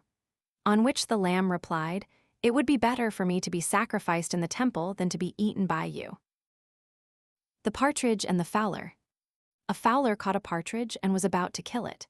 The partridge earnestly begged him to spare his life, saying, "Pray, master, permit me to live, and I will entice many partridges to you in recompense for your mercy to me." The fowler replied, "I shall now with less scruple take your life, because you are willing to save it at the cost of betraying your friends and relations." The flea and the man. A man, very much annoyed with a flea, caught him at last and said, "Who are you who dare to feed on my limbs and to cost me so much trouble in catching you?" The flea replied, "Oh, my dear sir, pray spare my life and destroy me not, for I cannot possibly do you much harm." The man, laughing, replied, "Now you shall certainly die by mine own hands, for no evil, whether it be small or large, ought to be tolerated." The rich man and the tanner. A rich man lived near a tanner, and not being able to bear the unpleasant smell of the tan yard, he pressed his neighbor to go away. The tanner put off his departure from time to time, saying that he would leave soon. But as he still continued to stay, as time went on, the rich man became accustomed to the smell, and feeling no manner of inconvenience, made no further complaints. The viper and the file. A viper, entering the workshop of a smith, sought from the tools the means of satisfying his hunger. He more particularly addressed himself to a file and asked of him the favor of a meal. The file replied, "You must indeed be a simple-minded fellow if you expect to get anything from me, who am accustomed to take from everyone, and never to give anything in return." The covetous are poor givers. The lion and the shepherd. A lion, roaming through a forest, trod upon a thorn. Soon afterward he came up to a shepherd and fawned upon him, wagging his tail as if to say, "I am a suppliant and seek your aid." The shepherd boldly examined the beast, discovered the thorn, and placing his paw upon his lap, pulled it out. Thus relieved of his pain, the lion returned into the forest. Some time after, the shepherd, being imprisoned on a false accusation, was condemned to be cast to the lions as the punishment for his imputed crime. But when the lion was released from his cage, he recognized the shepherd as the man who healed him, and instead of attacking him, approached and placed his foot upon his lap. The king, as soon as he heard the tale, ordered the lion to be set free again in the forest, and the shepherd to be pardoned and restored to his friends. The camel and Jupiter. The camel, when he saw the bull adorned with horns, envied him and wished that he himself could obtain the same honors. He went to Jupiter and besought him to give him horns. Jupiter, vexed at his request because he was not satisfied with his size and strength of body, and desired yet more, not only refused to give him horns, but even deprived him of a portion of his ears. The panther and the shepherds. A panther, by some mischance, fell into a pit. The shepherds discovered him, and some threw sticks at him and pelted him with stones, while others, moved with compassion towards one about to die even though no one should hurt him, threw in some food to prolong his life. At night they returned home, not dreaming of any danger, but supposing that on the morrow they would find him dead. The panther, however, when he had recruited his feeble strength, freed himself with a sudden bound from the pit, and hastened to his den with rapid steps. After a few days he came forth and slaughtered the cattle, and killing the shepherds who had attacked him, raged with angry fury. Then they who had spared his life, fearing for their safety, surrendered to him their flocks and begged only for their lives. To them the panther made this reply, "I remember alike those who sought my life with stones, and those who gave me food aside, therefore, your fears. I return as an enemy only to those who injured me." The eagle and the kite. An eagle, overwhelmed with sorrow, sat upon the branches of a tree in company with a kite. "Why," said the kite, "do I see you with such a rueful look?" "I seek," she replied, "a mate suitable for me and am not able to find one." "Take me," returned the kite, "I am much stronger than you are." "Why are you able to secure the means of living by your plunder?" "Well, I have often caught and carried away an ostrich in my talons." The eagle, persuaded by these words, accepted him as her mate. Shortly after the nuptials, the eagle said, "Fly off and bring me back the ostrich you promised me." The kite, soaring aloft into the air, brought back the shabbiest possible mouse, stinking from the length of time it had lain about the fields. "Is this," said the eagle, "the faithful fulfillment of your promise to me?" The kite replied, that I might attain your royal hand, there is nothing that I would not have promised, however much I knew that I must fail in the performance. The Eagle and His Captor. An eagle was once captured by a man, who immediately clipped his wings and put him into his poultry yard with the other birds, at which treatment the eagle was weighed down with grief. Later, another neighbor purchased him and allowed his feathers to grow again. The eagle took flight, and pouncing upon a hare, brought it at once as an offering to his benefactor. A fox, seeing this, exclaimed, "Do not cultivate the favor of this man, but of your former owner, lest he should again hunt for you and deprive you a second time of your wings." The King's Son and the Painted Lion. A king, whose only son was fond of martial exercises, had a dream in which he was warned that his son would be killed by a lion. Afraid the dream should prove true, he built for his son a pleasant palace and adorned its walls for his amusement with all kinds of life-sized animals, among which was the picture of a lion. When the young prince saw this, his grief at being thus confined burst out afresh, and standing near the lion, he said, "O you most detestable of animals!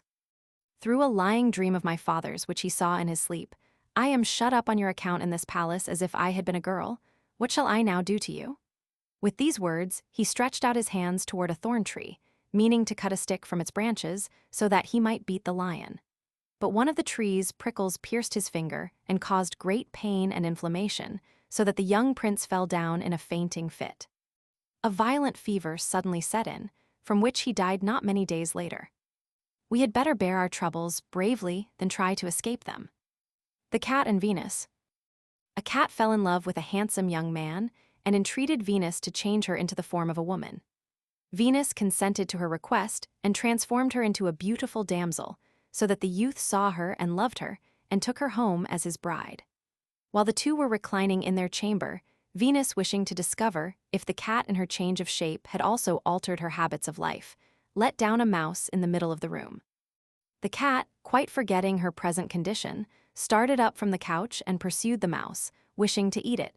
Venus was much disappointed and again caused her to return to her former shape. Nature exceeds nurture. The Eagle and the Beetle. The eagle and the beetle were at enmity together, and they destroyed one another's nests. The eagle gave the first provocation in seizing upon and in eating the young ones of the beetle. The beetle got by stealth at the eagle's eggs and rolled them out of the nest, and followed the eagle even into the presence of Jupiter. On the eagle making his complaint, Jupiter ordered him to make his nest in his lap. And while Jupiter had the eggs in his lap, the beetle came flying about him, and Jupiter, rising up unawares, to drive him away from his head, threw down the eggs and broke them.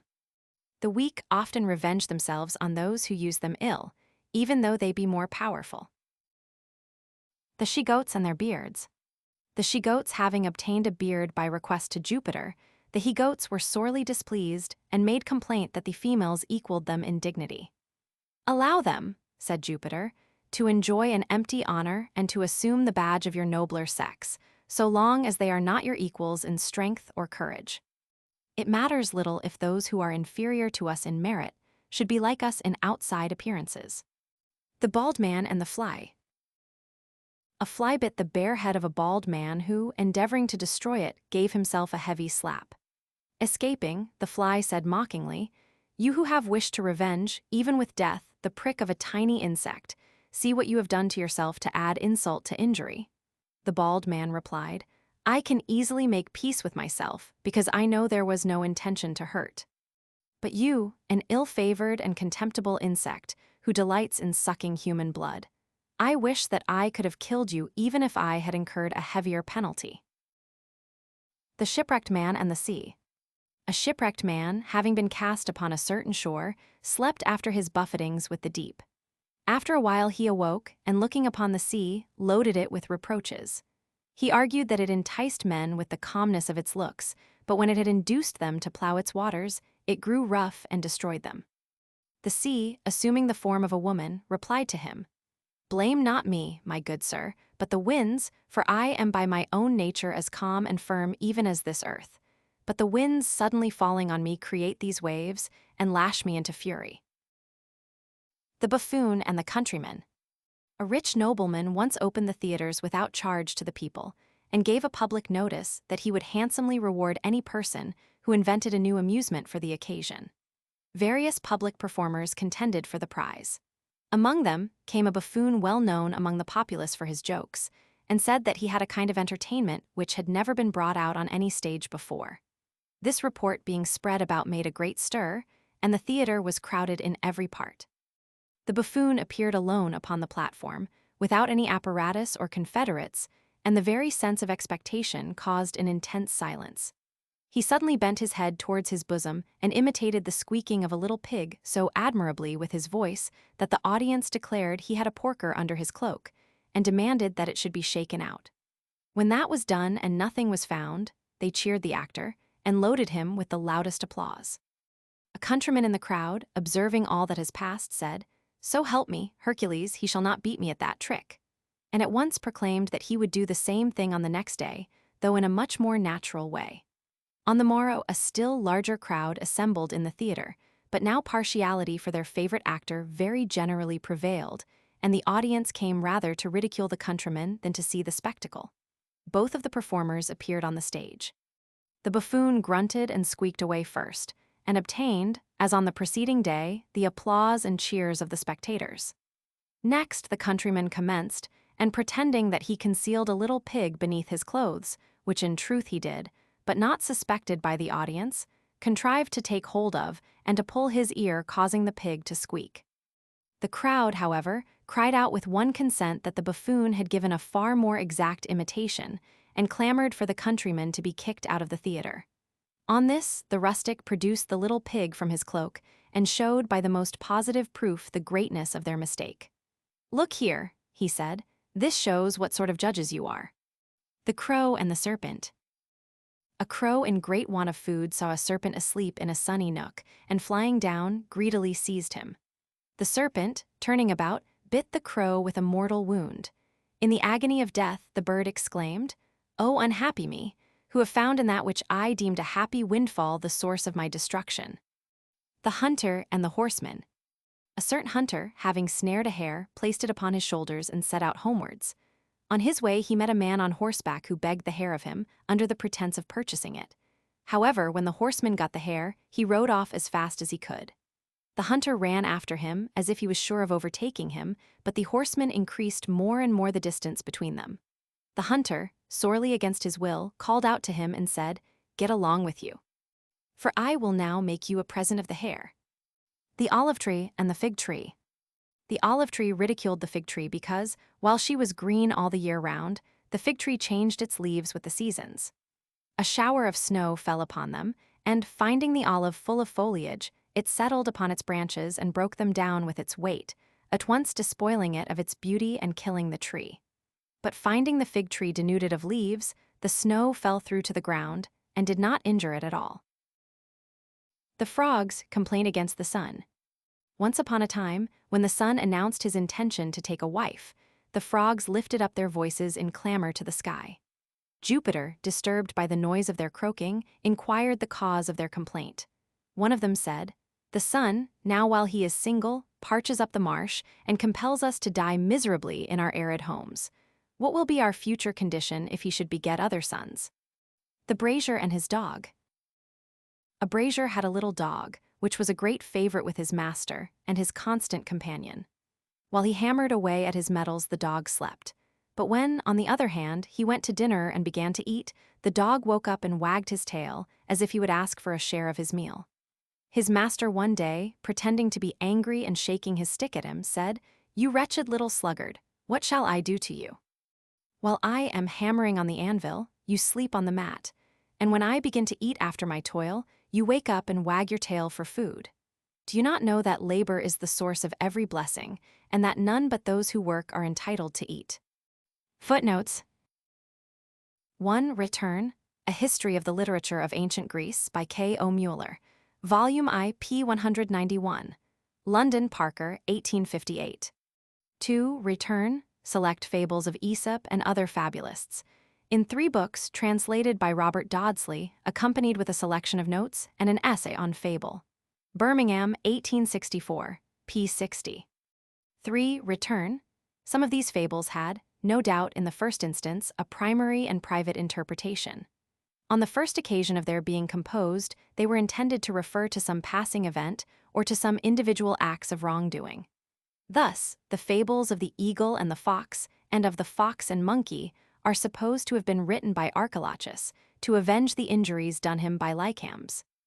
So also the fables of the swollen fox, and of the frogs asking a king, were spoken by Aesop for the immediate purpose of reconciling the inhabitants of Samos and Athens to their respective rulers, Periander and Pisistratus, while the fable of the horse and stag was composed to caution the inhabitants of Hymera against granting a bodyguard to Phalaris.